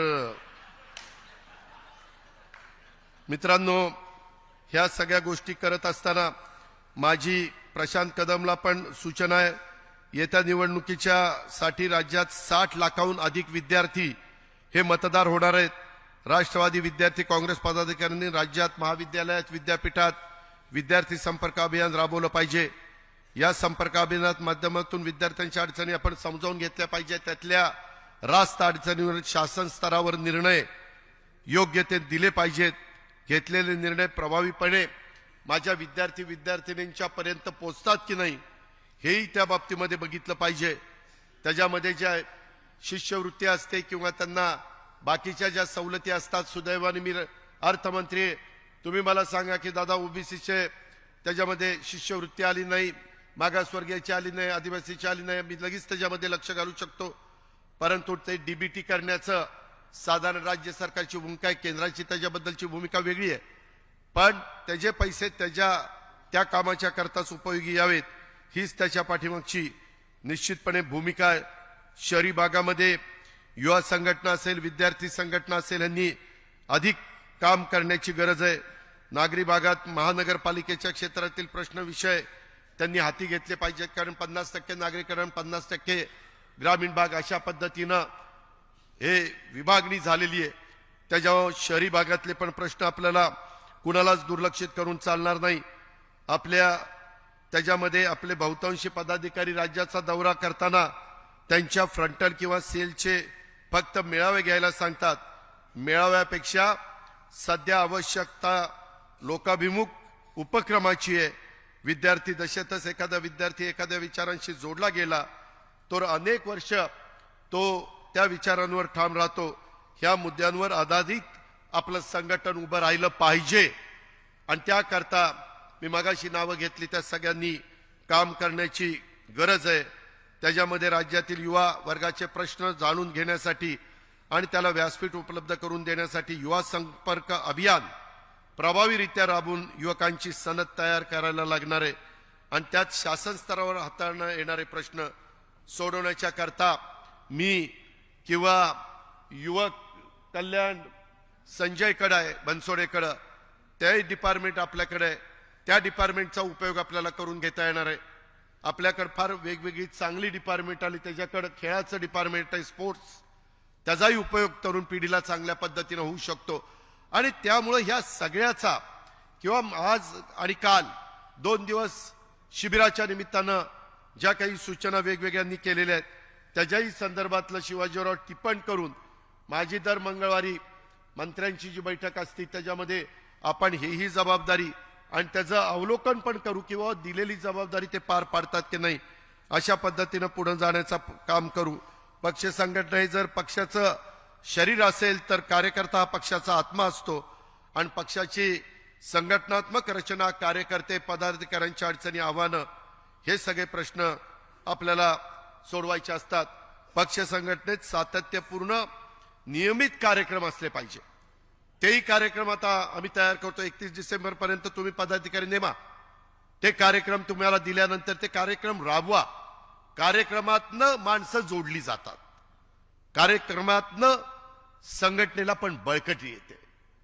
कार्यक्रमातनं आता परवा आमच्या घाऱ्यांचा एक कार्यक्रम होता. त्या कार्यक्रमाच्या निमित्तानं दिमागदार कार्यक्रम झाला. तो कार्यक्रम बघून काही कार्यकर्त्यांनी, सुधाकर घाऱ्यांचा, काही कार्यकर्त्यांनी लगेचच शेतकरी कामगार पक्षातनं आपल्या पक्षामध्ये इथंच बाहेर पक्षप्रवेश केला.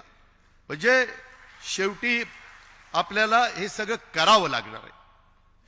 आणि तुम्ही लोकांना सांगा, मी पण या निमित्तानं जनतेला सांगू इच्छितो, आम्ही कुठंतरी काहीतरी पाहिजे म्हणून इथं आलेलो नाहीये. सत्तेमध्ये येऊन सत्तेच्या माध्यमातून बहुजनांच्या पर्यंत त्यांचे प्रश्न सोडवण्याचं काम झालं पाहिजे. सर्व जाती धर्माच्या लोकांना न्याय देता आला पाहिजे. तिथं कुठेही कुठली अडचण येता कामा नये. हा त्याच्यातला महत्वाचा बाब आहे.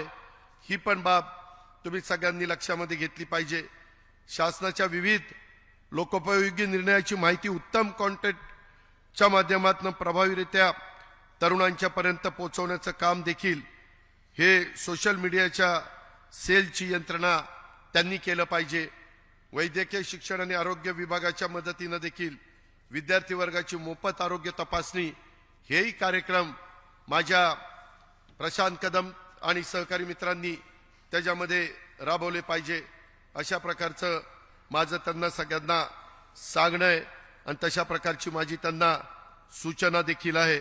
हे पण आजच्या शिबिराच्या समारोपाच्या भाषणाच्या निमित्तानं मी आपल्या सगळ्यांना सांगू इच्छितो.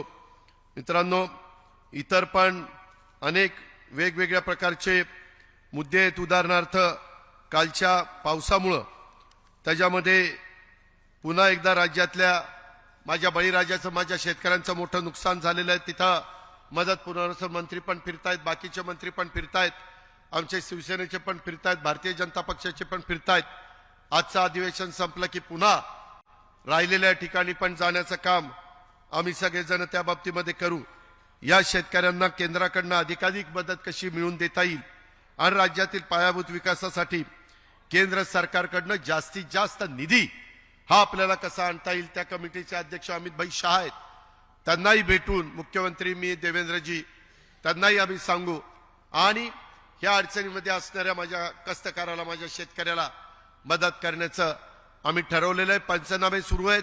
परवाच कॅबिनेटमध्ये तशा प्रकारची चर्चा आम्ही सगळ्यांनी केलेली आहे आणि नागपूरच्या अधिवेशनामध्ये 2-3 दिवसांनी, 4 दिवसांनी त्याच्या संदर्भातल्या बाकीच्या गोष्टी, पीक विमा उतरवलेला आहे, त्याच्यामध्ये कृषी मंत्री इथं आहेत. 1 रुपयामध्ये पीक विमा उतरून बाकीचे हजारो कोटी रुपये राज्य सरकारने आणि केंद्र सरकारने मिळून त्या माझ्या शेतकऱ्याचे भरलेले आहेत. आणि असं नुकसान झाल्यानंतर त्याला विम्याचे पैसे कसे मिळतील त्याकरता त्याला कुठं टोकाची भूमिका घ्यावी लागणार नाही. अशा प्रकारचं देखील काम आपण सगळेजण मिळून करतोय.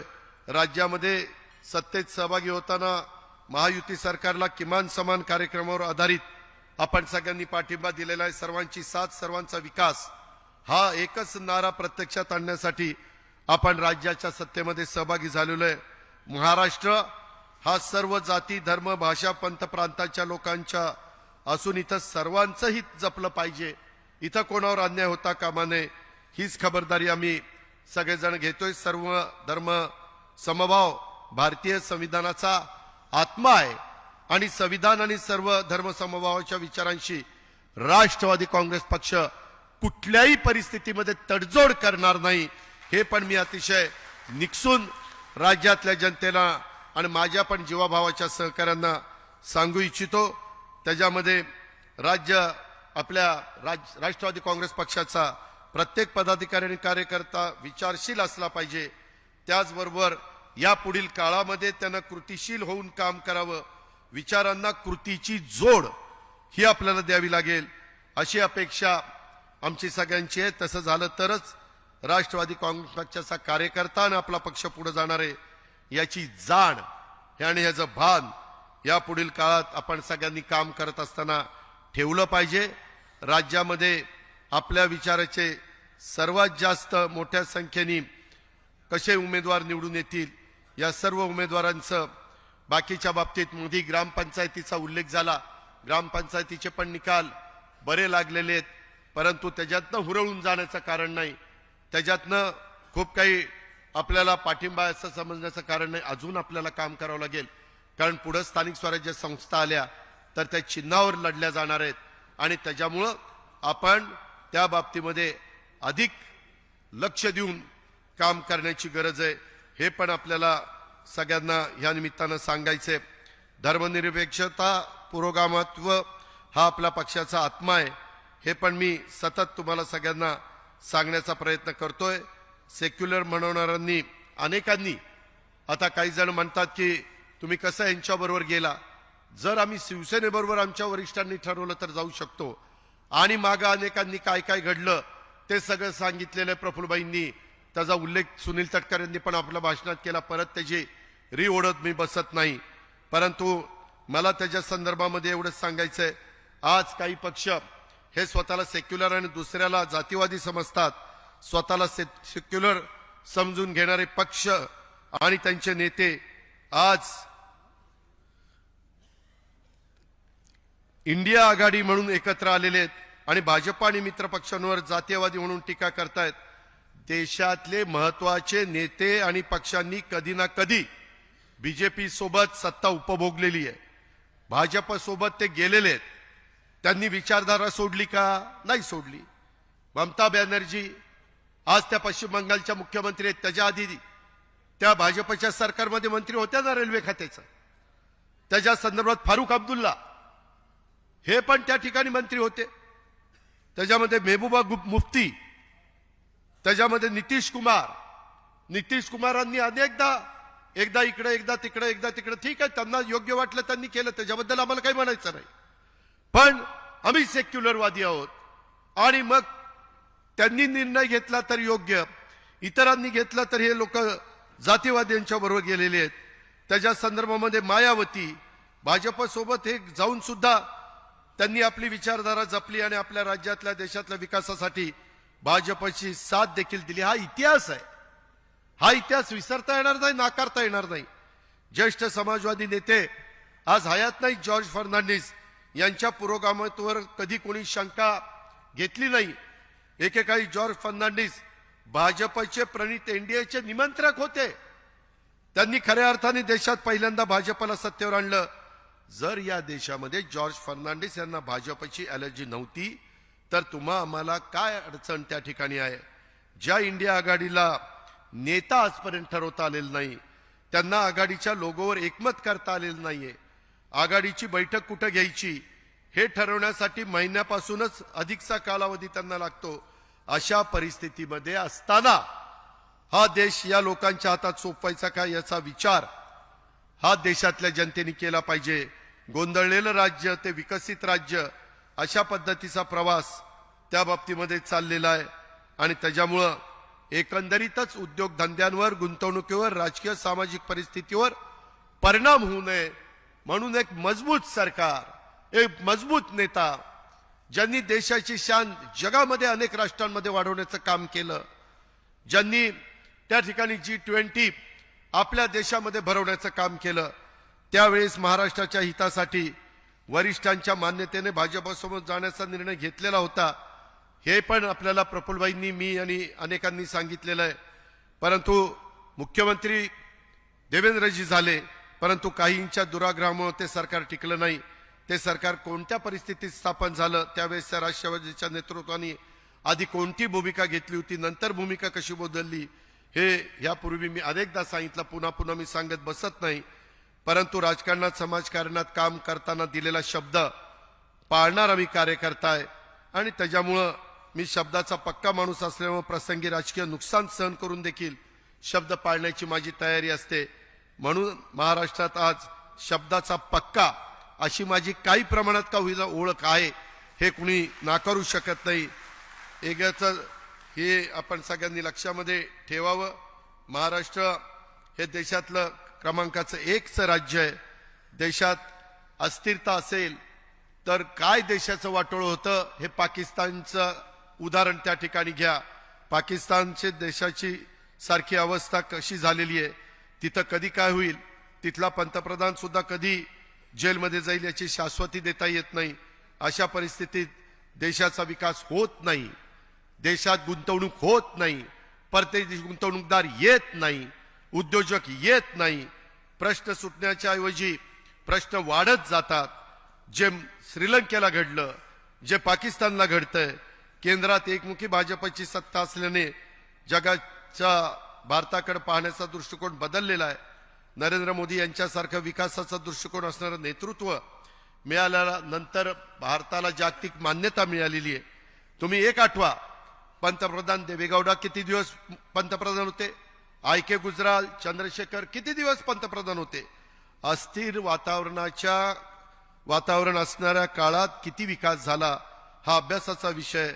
त्यावर मला अधिक भाष्य करायचं नाही. परंतु देशाच्या विकासाच्या करता खमकं नेतृत्व लागतं.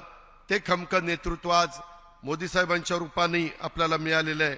ही वस्तुस्थिती नाकारता येत नाही. कोणी नाही म्हटलं तरी ते सत्य रपवता येत नाही.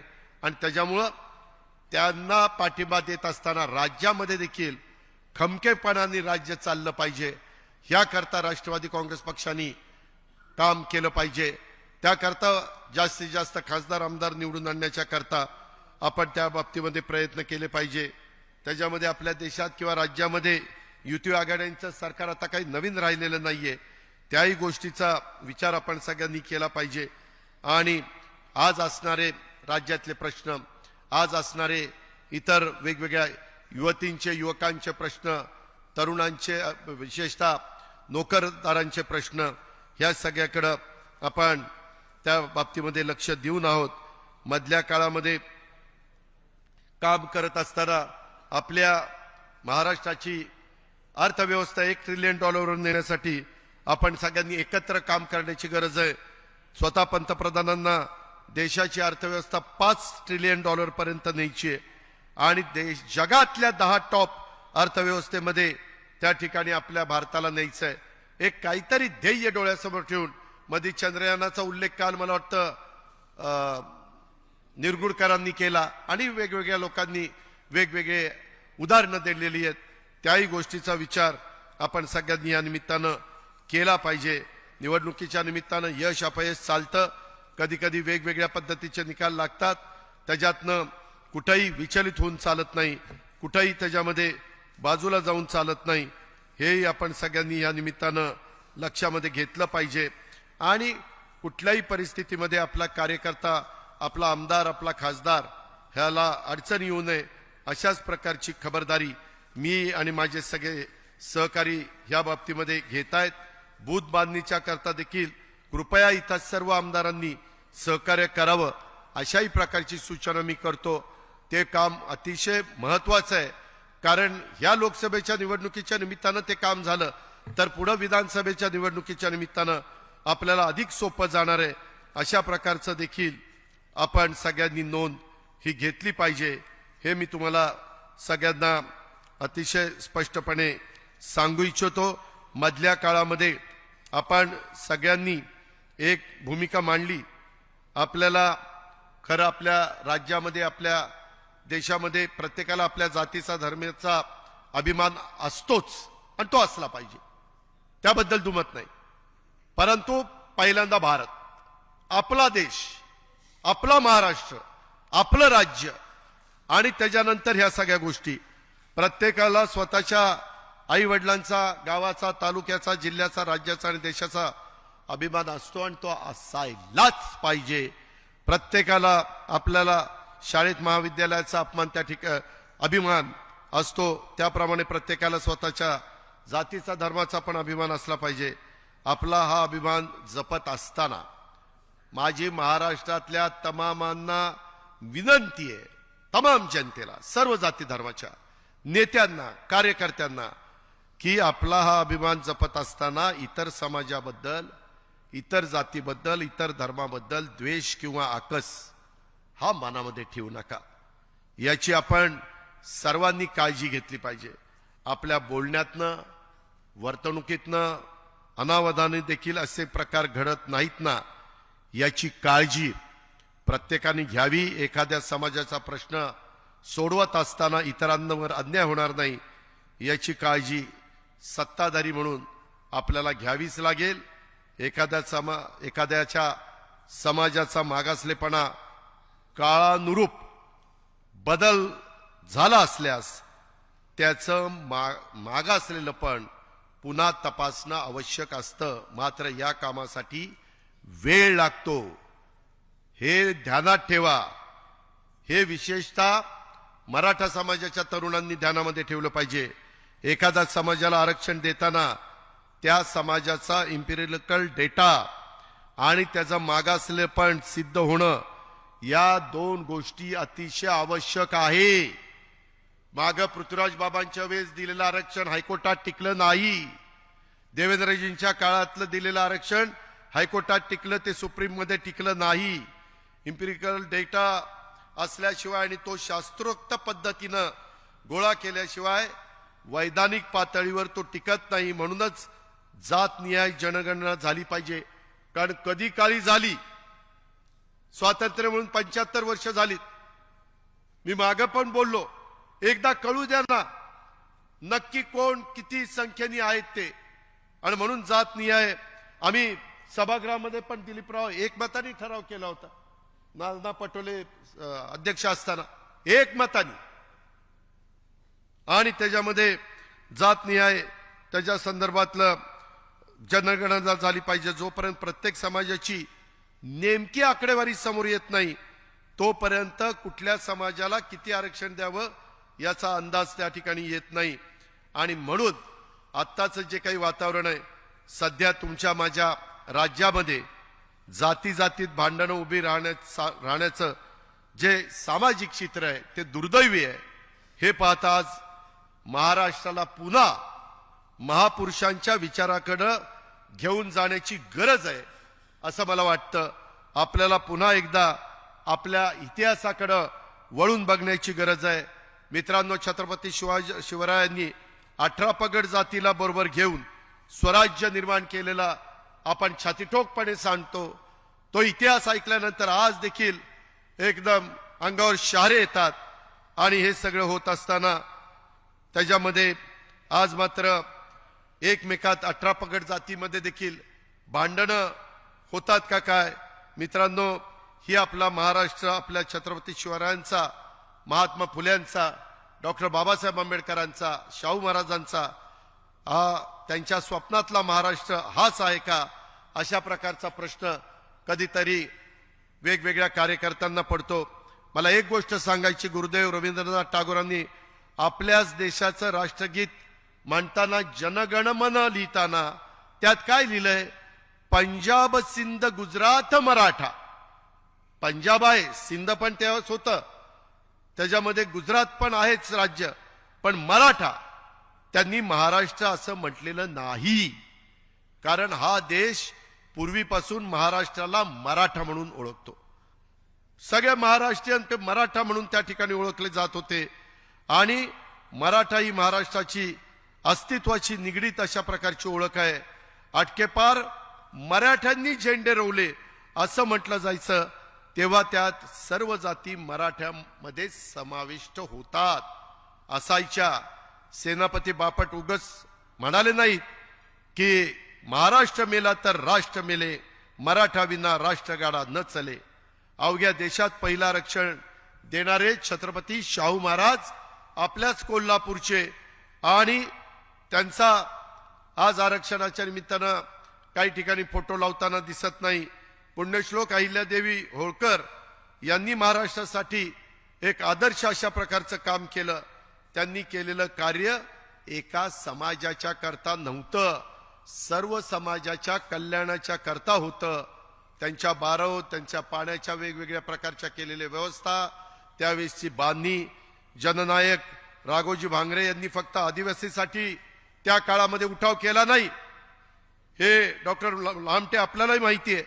आणि त्याच्यामुळं शेतकऱ्यांच्या हक्कासाठी ते त्यावेळेस ब्रिटिशांच्या बलाढ्य सत्तेविरुद्ध लढले. देशात अस्पृश्यता निवारणासाठी डिप्रेस क्लास मिशन सुरू करणारे विठ्ठलरामजी शिंदे हे मराठा होते. कर्मवीर भाऊराव पाटलांनी पण बहुजनांच्या मुलांना शाळेमध्ये घालताना कधी हा कुठल्या जातीचा, तो कुठल्या जातीचा अशा पद्धतीनं भेदभाव केला नाही. त्याच्यामध्ये कधी ते त्यांच्या मनाला पण शिवलं नाही. आणि आज आपण काय बघतोय, राज्यात काय चाललंय, त्याचा विचार आपण सगळ्यांनी केला पाहिजे. ही गोष्ट मला तुम्हाला आवर्जून सांगायची आहे. मित्रांनो, युगपुरुष छत्रपती शिवरायांना कुळवाडी भूषण ही उपाधी सर्वात पहिल्यांदा महात्मा ज्योतिराव फुलेंनी दिली. काय अर्थ होता? कुणब्यांच्या म्हणजे शेतकऱ्यांच्या हिताचा विचार करणारा राजा, असा त्याचा अर्थ होता. या सर्वांचा आपण आज विचार करणार आहोत का नाही, हा प्रश्न देखील आपल्याला पडलेला आहे. मराठ्यांनी मध्ये नुसते कुणबी नसते तर महात्मा फुलेंनी ही उपाधी दिली असते का? दुर्दैवाने आपण सर्व एकमेकांना जातीमध्ये बघतोय, महापुरुषांना जातीच्या बंधनामध्ये बांधतोय. आपलं पोर शिकलं पाहिजे, त्याने आयुष्याच्या लढाईत पुढे गेलं पाहिजे, हे प्रत्येक आई बापाचं स्वप्न असतं, त्याच्यात गैर काहीच नाहीये. पण दुसऱ्याचं पोर शिकत आहे, पुढे जात आहे, याचा आपण द्वेष कधीपासून करायला लागलोय? मित्रांनो, हा विचार महाराष्ट्राचा नाही, आपला नाही. तुम्हाला उदाहरण सांगतो, पवार, जाधव, गायकवाड ही अशी कित्येक आडनावं, अनेक आडनावं तुम्हाला महाराष्ट्रातल्या प्रत्येक जातीमध्ये सापडतील. मराठा ही भावकी होती, शेती करणारा कुणबी होता, मग तो कुठल्याही जातीचा असू द्या. आधीच्या काळापासून महापुरुषांच्या मध्ये देखील वाद होते, वाद नव्हते असं नाही, मतभेद होते. लोकमान्य टिळक आणि महात्मा फुले यांच्यात मतभेद होते. मात्र टिळकांना न्यायालयात मदत करणारे तेच महात्मा ज्योतिराव फुले याच मातीतले होते, हे देखील विसरून चालणार नाही. त्यांच्यापासून आपण काही शिकणार आहोत का नाही? आदरणीय यशवंतराव चव्हाण साहेब दिल्लीला गेले तेव्हाचा तर इतिहास आपल्याला सगळ्यांना माहिती आहे की मारुतराव कन्नमवार आणि स्वर्गीय वसंतराव नाईक साहेबांना त्यांनी राज्याची धुरा दिली. बंजारा समाजाचे वसंतराव नाईक असताना ह्या राज्याचे सलग 11 वर्ष महाराष्ट्राचे मुख्यमंत्री म्हणून त्यांनी काम केलं. ही आज रेकॉर्ड आहे. आजपर्यंत कुठलाही मराठा मुख्यमंत्री सलग 11 वर्ष मुख्यमंत्री राहिलेला नाही. वसंतरावांना पाठबळ देणं हे मराठ्यांचं मोठेपण नाही का? गांधींची ज्यावेळेस हत्या झाली त्यावेळेसही महाराष्ट्रात जातीय दंगली झाल्या, तेव्हाच्या मराठा नेतृत्वाने हे लोण वाढू दिलं नाही. त्यानंतर सुद्धा वेळोवेळी गावात आणि राज्य पातळीवर दंगली होण्यासाठी समाजाला दूर ठेवण्याची भूमिका घेतली गेली. त्यावेळेस प्रसंगी समाजाचा रोष पत्करला. अशा कितीतरी गोष्टी आहेत. मला पुन्हा तुम्हाला सगळ्यांना सांगायचं आहे की आज महाराष्ट्रात समाजामध्ये तेढ निर्माण होईल अशी चिथावणीखोर भाषणं होत आहेत. या बाजूने होत आहेत, त्या बाजूने होत आहेत. समाजाला चिथावणी देऊन दुसऱ्या समाजाच्या विरोधामध्ये उचकवण्याचा काम केलं जातंय. हे बाबांनो थांबलं पाहिजे, हे थांबायलाच हवं.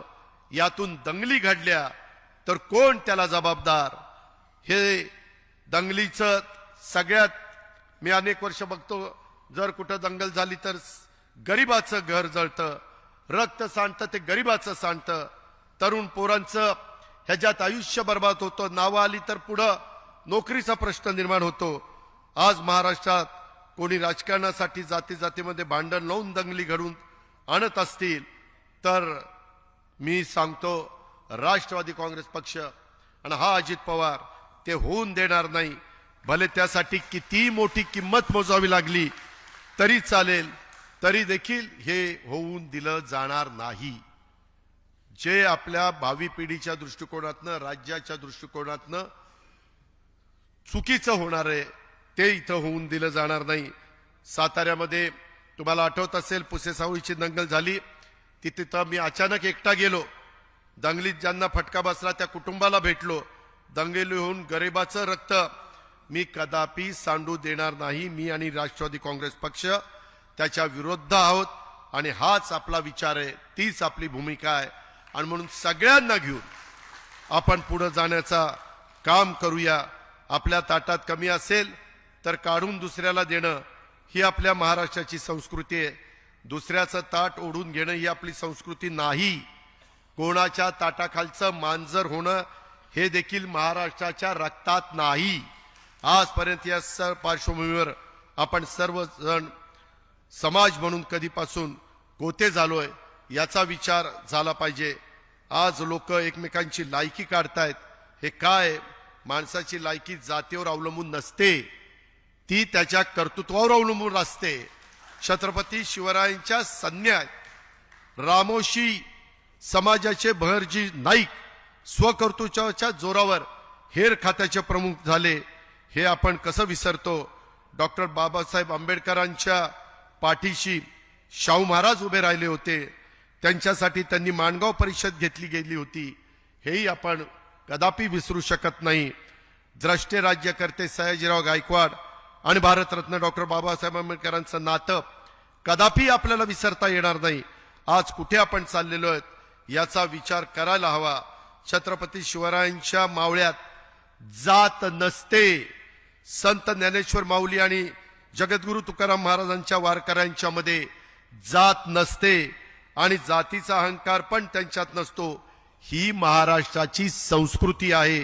तुकाराम महाराज त्यांच्या एका अभंगात उगाच म्हणाले होते का, बरे झाले देव कुणबी झालो. महाराष्ट्रात एक अशी जात नाही की ज्या जातीतनं संत निर्माण झालेले नाहीत. आणि आज आपण या संतांना त्यांच्या त्यांच्या जातीत बांधायला लागलोय. हे दुर्दैव आहे. गाडगे बाबांनी देखील प्रत्येक जातीसाठी धर्मशाळा काढलेल्या आपल्याला माहिती आहेत. फक्त स्वतःच्या जातीसाठी त्यांनी विचार केला नाही. राष्ट्रसंत तुकडोजी महाराजांनी देखील राष्ट्राचा आणि गावाचा विचार त्यांच्या ग्रामगीतातून मांडला. हेही नवीन पिढीनं विसरू नये, सगळ्या नेते मंडळींनी विसरू नये. आपल्याला गावगाडा सर्व जाती मिळून आपण चालवतो. सर्व जातींना एकमेकांच्या सोबत सामंजस्यानं राहिलं तरच गावाचा विकास होतो, उत्कर्ष होतो. त्यामुळे एकोपा ही गावाला आणि समाजाला पुढे नेण्याची पायरी आहे. हे आपल्याला कदापि विसरता येणार नाही. तू अलीकडचा मी पलीकडचा हे चालणार नाही. मराठा समाजासाठी त्यांचा न्याय हक्काचं स्वतंत्र आरक्षण असायला हवं, ही आपली ठाम भूमिका आहे. त्यासाठी आरक्षणाची मर्यादा वाढून घ्यायला हवी आणि त्यासाठीच जातीनिहाय जनगणना व्हायला हवी ही आपली मागणी आहे. ज्या मराठा समाजाच्या आणि इतर समाजाच्या लोकांच्याकडे कुणबी असल्याचे ऐतिहासिक कायदेशीर नोंदी असलेले दाखले आहेत, त्यांना शासकीय नियमानुसार कुणबी समाजाचं ओबीसी मध्ये असणारं आरक्षण मिळायला हवं. यात चुकीचं काय? कायदेशीर प्रक्रिया पार पाडून लोकांनी लोकशाही मार्गाने आरक्षण मिळण्याचा अधिकार कोणी कोणाचा हिरावून घेऊ शकत नाही. जाती जातीत दंगली करण्याची भाषा आणि कृती कृपा करून या शिवरायांच्या महाराष्ट्रामध्ये कुणी करू नये. एकमेकांना धमक्या ह्या कुणी देऊ नये.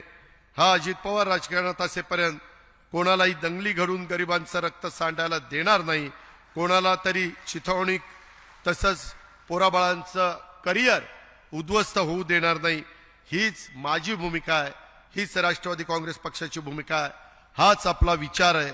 हाच विचार आणि संदेश घेऊन आपल्याला भागाभागामध्ये जायचं आहे आणि आपल्या सगळ्यांची भूमिका त्या ठिकाणी मांडायची आहे. मित्रांनो, एकीकडं हे इतिहासाकडे बघत असताना वेगवेगळ्या गोष्टी आपण पाहतो.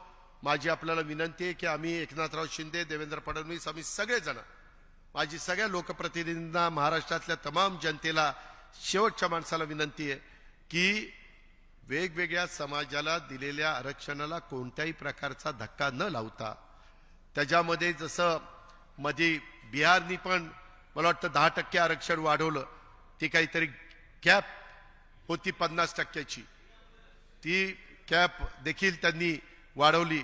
आपण मागं इजा बिजा झालेली आहे, तेव्हा हायकोर्टात आणि सुप्रीम कोर्टात ते टिकलं नाही. आता तिजाहून द्यायची नाही.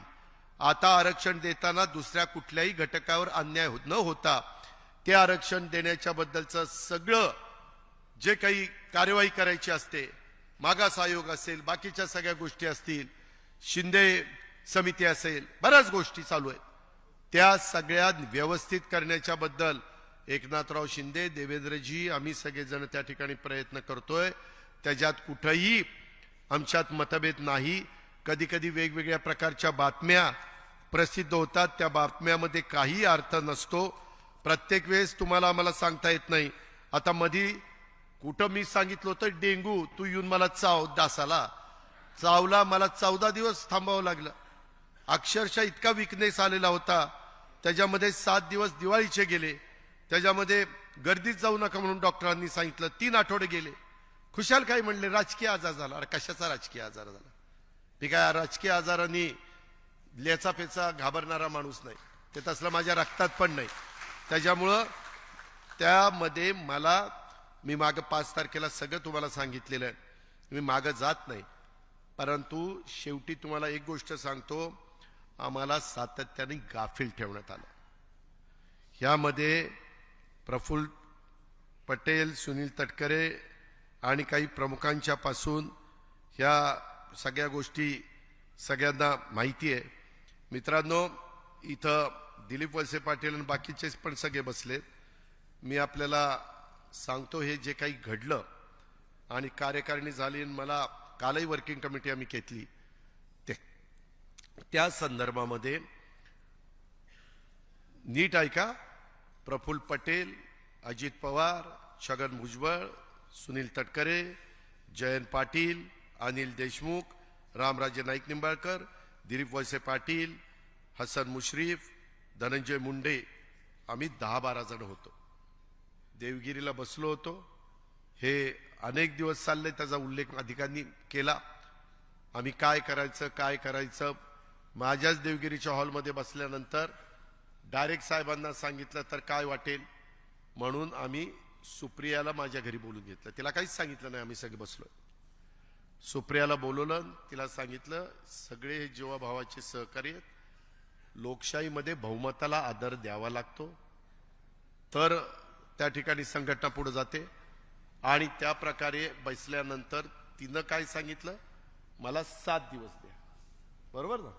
7 ते 10 दिवस द्या. थोडंसं मी साहेबांना कन्व्हिन्स करते, माझ्यावर सोपवा. आम्ही 7-8-10 दिवस थांबलो.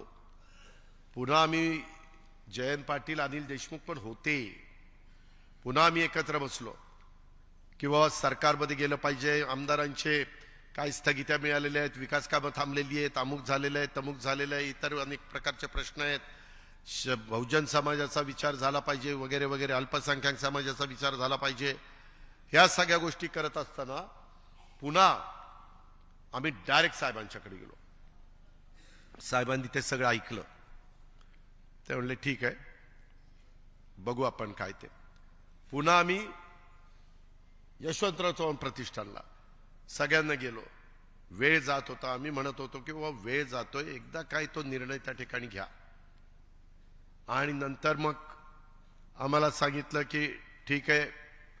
त्याच्या संदर्भामध्ये त्याच्या आधी मला वाटतं 1 मे होता, ते यांना माहिती नाही. आणि मला बोलून सांगितलं की बाबा आता सरकारमध्ये त्या ठिकाणी जावा, मी अध्यक्षपदाचा राजीनामा देतो. आणि 1 मे होता, काहीतरी पुस्तकाचं प्रकाशन होतं नवीन. एक मिनिट. परंतु 1 मेला आम्ही अनेक जण कुठं झेंडावंदन वगैरे कार्यक्रम, कामगार दिन असतो आणि झेंडावंदन असतं, महाराष्ट्र दिन म्हणून 2 तारखेला तो कार्यक्रम झाला. 2 तारखेला यांना कुणाला माहिती नाही. घरातल्या फक्त 4घांना माहिती होतं आणि ते राजीनामा देणार होते. तशा पद्धतीने राजीनामा दिला. 15 लोकांची कमिटी तिथंच जाहीर केली आणि त्यांनी बसावं आणि अध्यक्ष निवडावा. त्याच्यामध्ये राजीनामा दिल्यावर सगळेजण एकदम आश्चर्यचकित झाले आणि त्याच्यातनं तिथं वातावरण वेगळं झालं. आणि मग नंतर ते घरी गेले. घरी गेल्यानंतर वेगवेगळ्यांनी वेगवेगळी प्रतिक्रिया त्या ठिकाणी दिली. मित्रांनो, इथं आनंद परांजपे बसलाय, इथंच आहे. आणि जितेंद्र आव्हाड यांना राजीनामा दिल्यानंतर सगळीकडे मीडियात आल्यानंतर त्यांना बोलून घेतलं आणि त्यांना सांगितलं की उद्यापासून चव्हाण प्रतिष्ठानला काही लोक महिला युवक वगैरे पाहिजे आणि त्यांनी तिथं आंदोलन करायचं. अरे आम्हाला सांगा ना, म्हणजे राजीनामा परत घ्या. मला काही कळलं नाही हे का, मला कळलंच नाही माणिकराव का. म्हणजे जर द्यायचा नव्हता तर कोण नाही द्यायचा. त्याच्या संदर्भामध्ये ही घोषणा मग रोज जाऊन बसायची तिथं आणि ती ठराविकच टाळकी होती तिथं. ठराविकच एक आमदार पण नव्हता. जितेंद्र सोडला तर एक आमदार पण नव्हता. आम्हालाही काही कळना काय चाललंय हे. मला एक सांगतायत, इतर एक सांगतायत. मागं तर सगळी हिस्ट्री मी तुम्हाला सांगून टाकली. ते पुन्हा मला उगाळत बसायचं नाही. लोक म्हणतील किती दिवस यांचं हेच ऐकायचंय, हे तुमचं तुम्ही बघा म्हणतील. आपल्याला विकासाचं ध्येय घेऊन पुढे जायचं. पण ही गोष्ट परिवारातले सदस्य म्हणून तुम्हाला माहिती पाहिजे. आणि मग त्याच्यानंतर पुन्हा तो राजीनामा वगैरे घेतला गेला वगैरे. आम्हाला सांगण्यात आलं की बाबा माझ्यानंतर सुप्रियाला राष्ट्रीय अध्यक्ष करा. सगळ्यांनी तयारी दाखवली. सगळ्या काही गोष्टी ठरलेल्या होत्या. हे जे काही धरसोड आणि गाफील ठेवलं जातं ते बरोबर नाही. एकदा सांगा की हे मला पटत नाही. हे ज्यात तुम्ही एक गाव दोन तुकडे, विषय संपला.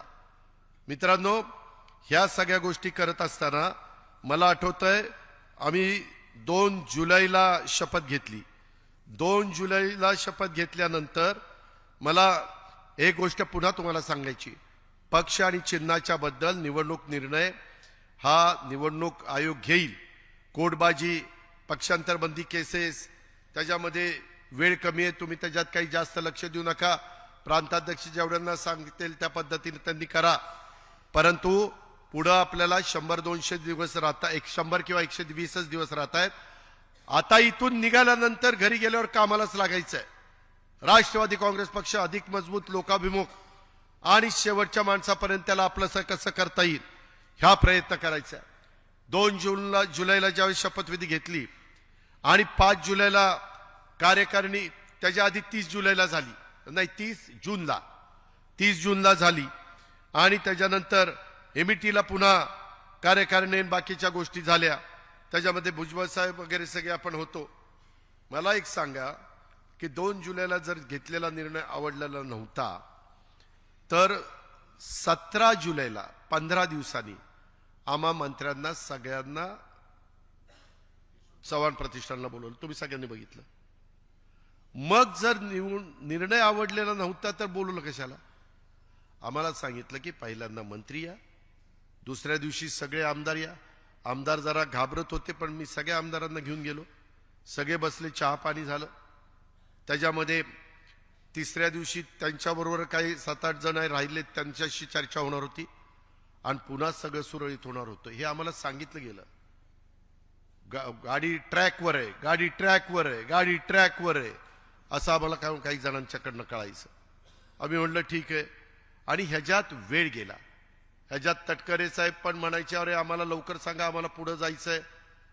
तुम्ही बाबा असं स्टेटमेंट करू नका. हिनं काही स्टेटमेंट केलं तर अगं रुपाली तू तसं स्टेटमेंट करू नको असं त्या ठिकाणी बोललं जायचं. आणि सगळं काही पूर्ववत पद्धतीनं करायचं अशा पद्धतीनं निरोप यायचे. म्हणजे तुम्ही आम्हाला गाफील ठेवता का. मी फसवणूक म्हणणार नाही, गाफील. त्याच्या संदर्भामध्ये एवढंच सगळं झालं. ते सगळं झाल्यानंतर 18 जुलैला मला एका उद्योगपतीने पुण्यामध्ये जेवायला बोलवलं. नाही सॉरी 18 ऑगस्ट, मी चुकून म्हणलं. 18 ऑगस्ट नाही, 12 ऑगस्टला बोलवलं. आणि मला त्यांनी सांगितलं की काही गोष्टीची चर्चा झाली, इथं वरिष्ठ येतील, जयंत पाटील असतील, तुम्ही असेल आणि मी असेल, चौघांनी दुपारी जेवायचं. निरोप आल्यावर मी गेलो. त्याच्या संदर्भामध्ये मग ऑगस्टमध्ये जुलैला झालं, जुलै संपूर्ण गेला, ऑगस्ट 12 म्हणजे जवळपास 1.5 महिना झाला. त्याच्यामध्ये असं का, म्हणजे जर करायचं नव्हतं तर कशा करता गाफील ठेवायचं, कशा करता ह्या गोष्टी करायच्या. बर कुणा करता आम्ही करतोय ना, राष्ट्रवादी म्हणूनच करतोय ना. लोकांची कामं करत नाहीत का. आज राज्यामध्ये आम्ही फिरू शकत नाही, आम्ही चांगल्या पद्धतीने सरकार चालू शकत नाही। मागे 2.5 वर्ष कोरोनाच्या काळामध्ये कोण काय करत होतं तुम्हाला माहिती आहे, उभे महाराष्ट्राने पाहिलं। बाबा सगळ्यांच्या बरोबर नीट काम करा केलं। आज पुढं नवीन पिढीचे 10-15 वर्ष महत्वाची आहेत, त्या महत्वाच्या निमित्तानं त्या संदर्भात आपल्याला पुढे जायचं। आणि हे पुढे जात असताना आता कोणतरी काहीतरी मधनं बोलत असतं, तसल्यांना उत्तरही मला द्यायची नाही। काय जण गुडघ्याला बाशिंग बांधून कुठं काय फिरायला लागलेत, कुठं काय करायला लागले। संघर्ष, यार कशाचा संघर्ष? कधी आयुष्यात संघर्ष केला नाही, आता कशाचा संघर्ष? हे जे काही प्रकार चाललेत किंवा काहींनी मुद्दाम वरिष्ठ एकदा पावसात भिजले तसा ह्यांचाही जोडीदार पावसात भिजून त्याचे ते पांढरा शर्ट ढिरी आली बाहेर, ती सगळं ते काय चाललंय, कशा करता चाललंय? आणि त्यांच्यावर हल्ला झाला तेव्हा मी तिथे गेलो, त्याला आठवतंय, नजीबला माहितीये। प्रत्येक वेळेस सगळ्यांना आधार देण्याचं काम केलं, कारण आपल्यात तशी हिंमत आहे। माझं निश्चितपणे धाडस आहे, त्याच्यामुळं आपल्याला पुढे जायचंय। बाबांनो, मी खोटं नाही सांगत, उद्याच्या काळामध्ये मी 7 दिवसापैकी 3 दिवस मुंबईला, 1 दिवस पुण्याला आणि 3 दिवस महाराष्ट्रामध्ये वेगवेगळ्या ठिकाणी जात राहणार आहे, दौरे करत राहणार आहे। आपल्याला हे सगळं करत असताना मला पण अधिकचं काम करावं लागेल। मी ज्यावेळेस दुसऱ्याला सांगतो त्यावेळेस दुसरे म्हणतील तू काय करतो ना, मला मोठा गप्पा हाणतो। त्याच्यामुळं आपल्याला सगळ्यांना करावं लागेल, प्रांताध्यक्षालाही करावं लागेल, सगळ्या सेलच्या प्रमुखांना करावं लागेल, मंत्री महोदयांनो तुम्हालाही करावं लागेल, सर्वच पदाधिकाऱ्यांना, आमदारांना, सगळ्यांना त्यामध्ये लक्ष द्यावं लागेल। सरकारमध्ये असताना जे जे काही प्रश्न सर्वसामान्य माणसांच्या करता किंवा ज्या ज्या काही मूलभूत समस्या आहेत, अडचणी आहेत, त्या दूर करण्याच्या करता एकनाथराव किंवा देवेंद्रजी कधी पण नाही म्हणत नाही आणि त्याच्यामध्ये समन्वय साधून कधी कधी पेपरला वेगळ्या प्रकारच्या बातम्या येतात। मध्ये बातमी आली की 26 जागा भाजप लढवणार आहेत, मग यांना किती मिळणार, इथं किती मिळणार? तुम्ही त्याच्याबद्दलची काही काळजी करू नका। व्यवस्थितपणे योग्य पद्धतीनं जी काही आपली क्षमता आहे, जी काही आपली ताकद आहे, जे काही आपले कार्यकर्ते आहेत, त्या सगळ्यांना न्याय देण्याची भूमिका, आणि त्यामध्ये अल्पसंख्याक माझा मुस्लिम समाज असेल आणि मागासवर्गीय आदिवासी वंचित घटक असेल, ह्या सगळ्यांना न्याय देणं आणि त्यांना बरोबर घेऊन जाणं, ह्याच पद्धतीचं काम हे आम्हा लोकांचं होणार आहे। माझ्या सकट 9 मंत्री आहेत, त्या प्रत्येकाने थोडे 4-4 जिल्हे वाटून घेऊन तिथं संपर्क ठेवला पाहिजे आणि तिथं सातत्याने गेलं पाहिजे। ह्याही बद्दलची विनंती मी आपल्या सर्वांना ह्या निमित्तानं करून इच्छितो। कुठल्याही परिस्थितीमध्ये आपल्याला तडजोड करायची नाहीये, त्या संदर्भात निर्धार नव पर्वाचा वैचारिक मंथन, घड्याळ तेच वेळ नवी, ह्याच पद्धतीचं काम हे करत राहायचंय। त्याच्यात आम्ही कुठं कमी पडणार नाही, बूथच्या बद्दल मात्र कुठं कमी पडता कामा नये, अशा प्रकारची माझी विनंती आहे। जर कुठल्या राष्ट्रीय जिल्ह्याच्या अध्यक्षांना किंवा कुणाला काही शंका आली, आमदारांना, कुणाला माझ्या आमदारांना, पदाधिकाऱ्यांना काही कानावर आलं, काही वेळ वाटलं तर केव्हाही हक्काने विचारत चला। पण आपण सगळेजण स्वतःला झोकून राष्ट्रवादी काँग्रेस पक्ष अधिक जोमाने पुढे कसा जाईल याबद्दलच ह्या 2 दिवसाच्या शिबिरातनं शिदोरी घेऊन आपण आपापल्या भागामध्ये त्या ठिकाणी जाऊया आणि एक नवीन इतिहास ह्या राज्यामध्ये घडवण्याच्या करता सगळे जनजीवाचं रान करूया, अशा प्रकारची आग्रहाची, नम्रतेची, कळकळीची विनंती करतो। आणि आपण सगळेजण इथं उपस्थित राहिलात त्याबद्दल आपल्यालाही देखील सगळ्यांना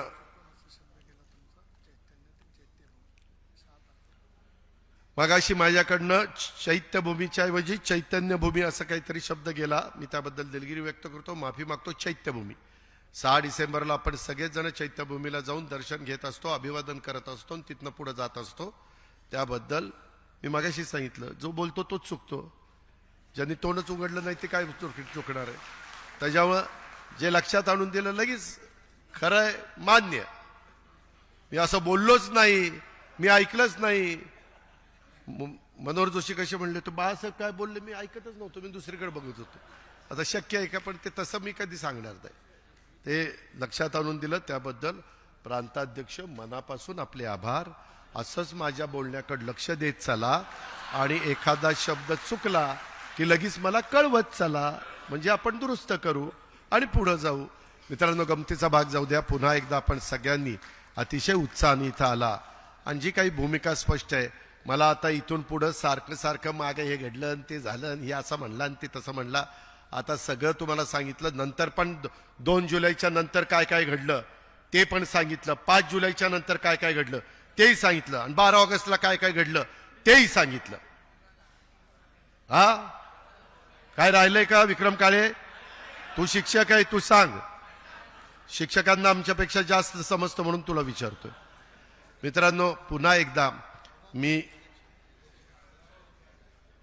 ते सांगितलं ना मगाशी, नाही हा त्या एक होत आहे त्या निवडणूक आयोगाच्या समोर जे काही हेरिंग चाललेलं आहे त्याच्यामधनं बाहेर वरिष्ठ नेते मंडळी येतात आणि तिथले मीडिया येतो, सॉरी मीडियाच्या समोर त्यांचे वकील लोक वेगवेगळे सांगतात आणि मग तेवढंच ब्रेकिंग न्यूज चालते. त्याच्यावर कार्यकर्ता थोडासा अचंबित होतो, थोडासा काळजीत पडतो, थोडासा विचार करायला लागतो. तर तसं काही नाहीये. आपण आपली भूमिका अतिशय व्यवस्थित तिथं मांडतोय. आपण सगळी काळजी घेतलेली आहे. आपण आपली राष्ट्रवादी हीच मूळ राष्ट्रवादी आहे. आपण काही वेगळं केलेलं नाहीये. त्याच्यामध्ये इतके दिवस सगळ्यांच्या बरोबर आपण गेलो आणि आता आम्ही सगळेजण पुढे जाऊ पाहतोय. त्या निमित्तानं आशीर्वाद देण्याचं काम केलं पाहिजे. त्यावेळेस चुकलं तर कान धरा, चुकलं तर आणखीन काही सांगा, पण दुसऱ्यांनी कुणी काही करायचंच नाही. आता ते मुख्यमंत्री पदाचं ह्याचं तर काही काढतच नाही. कालचं नवीनच ज्ञानामध्ये प्रफुल्ल पटेल साहेबांनी 2004ची भर काढली, ती तर आम्हाला माहितीच नव्हती. आणि प्रफुल्लबाई नंतर खाली आल्यावर म्हणले अजून बरंच काही आहे पण टप्प्याटप्प्याने सांगेन. आता काय बोलायचं, आता बाद झालं, आपल्याला कळलं काय खरं काय खोटं. फक्त आम्हाला कुणाला त्याच्यातनं बदनाम करायचं नाही. जे काही दिवस घालवलेले ते चांगल्या पद्धतीने घालवले. इथून पुढं नवी उभारी, नवी दिशा, नवी वेळ घेऊन आपण सगळेजण कामाला लागूया. तुम्ही सगळ्यांनी साथ द्या. मी तुम्हाला कुठेही काही कमी पडून देणार नाही हा शब्द देतो आणि थांबतो. जय हिंद, जय महाराष्ट्र. लोकशाही मराठी ऐका, पहा, जागरूक रहा.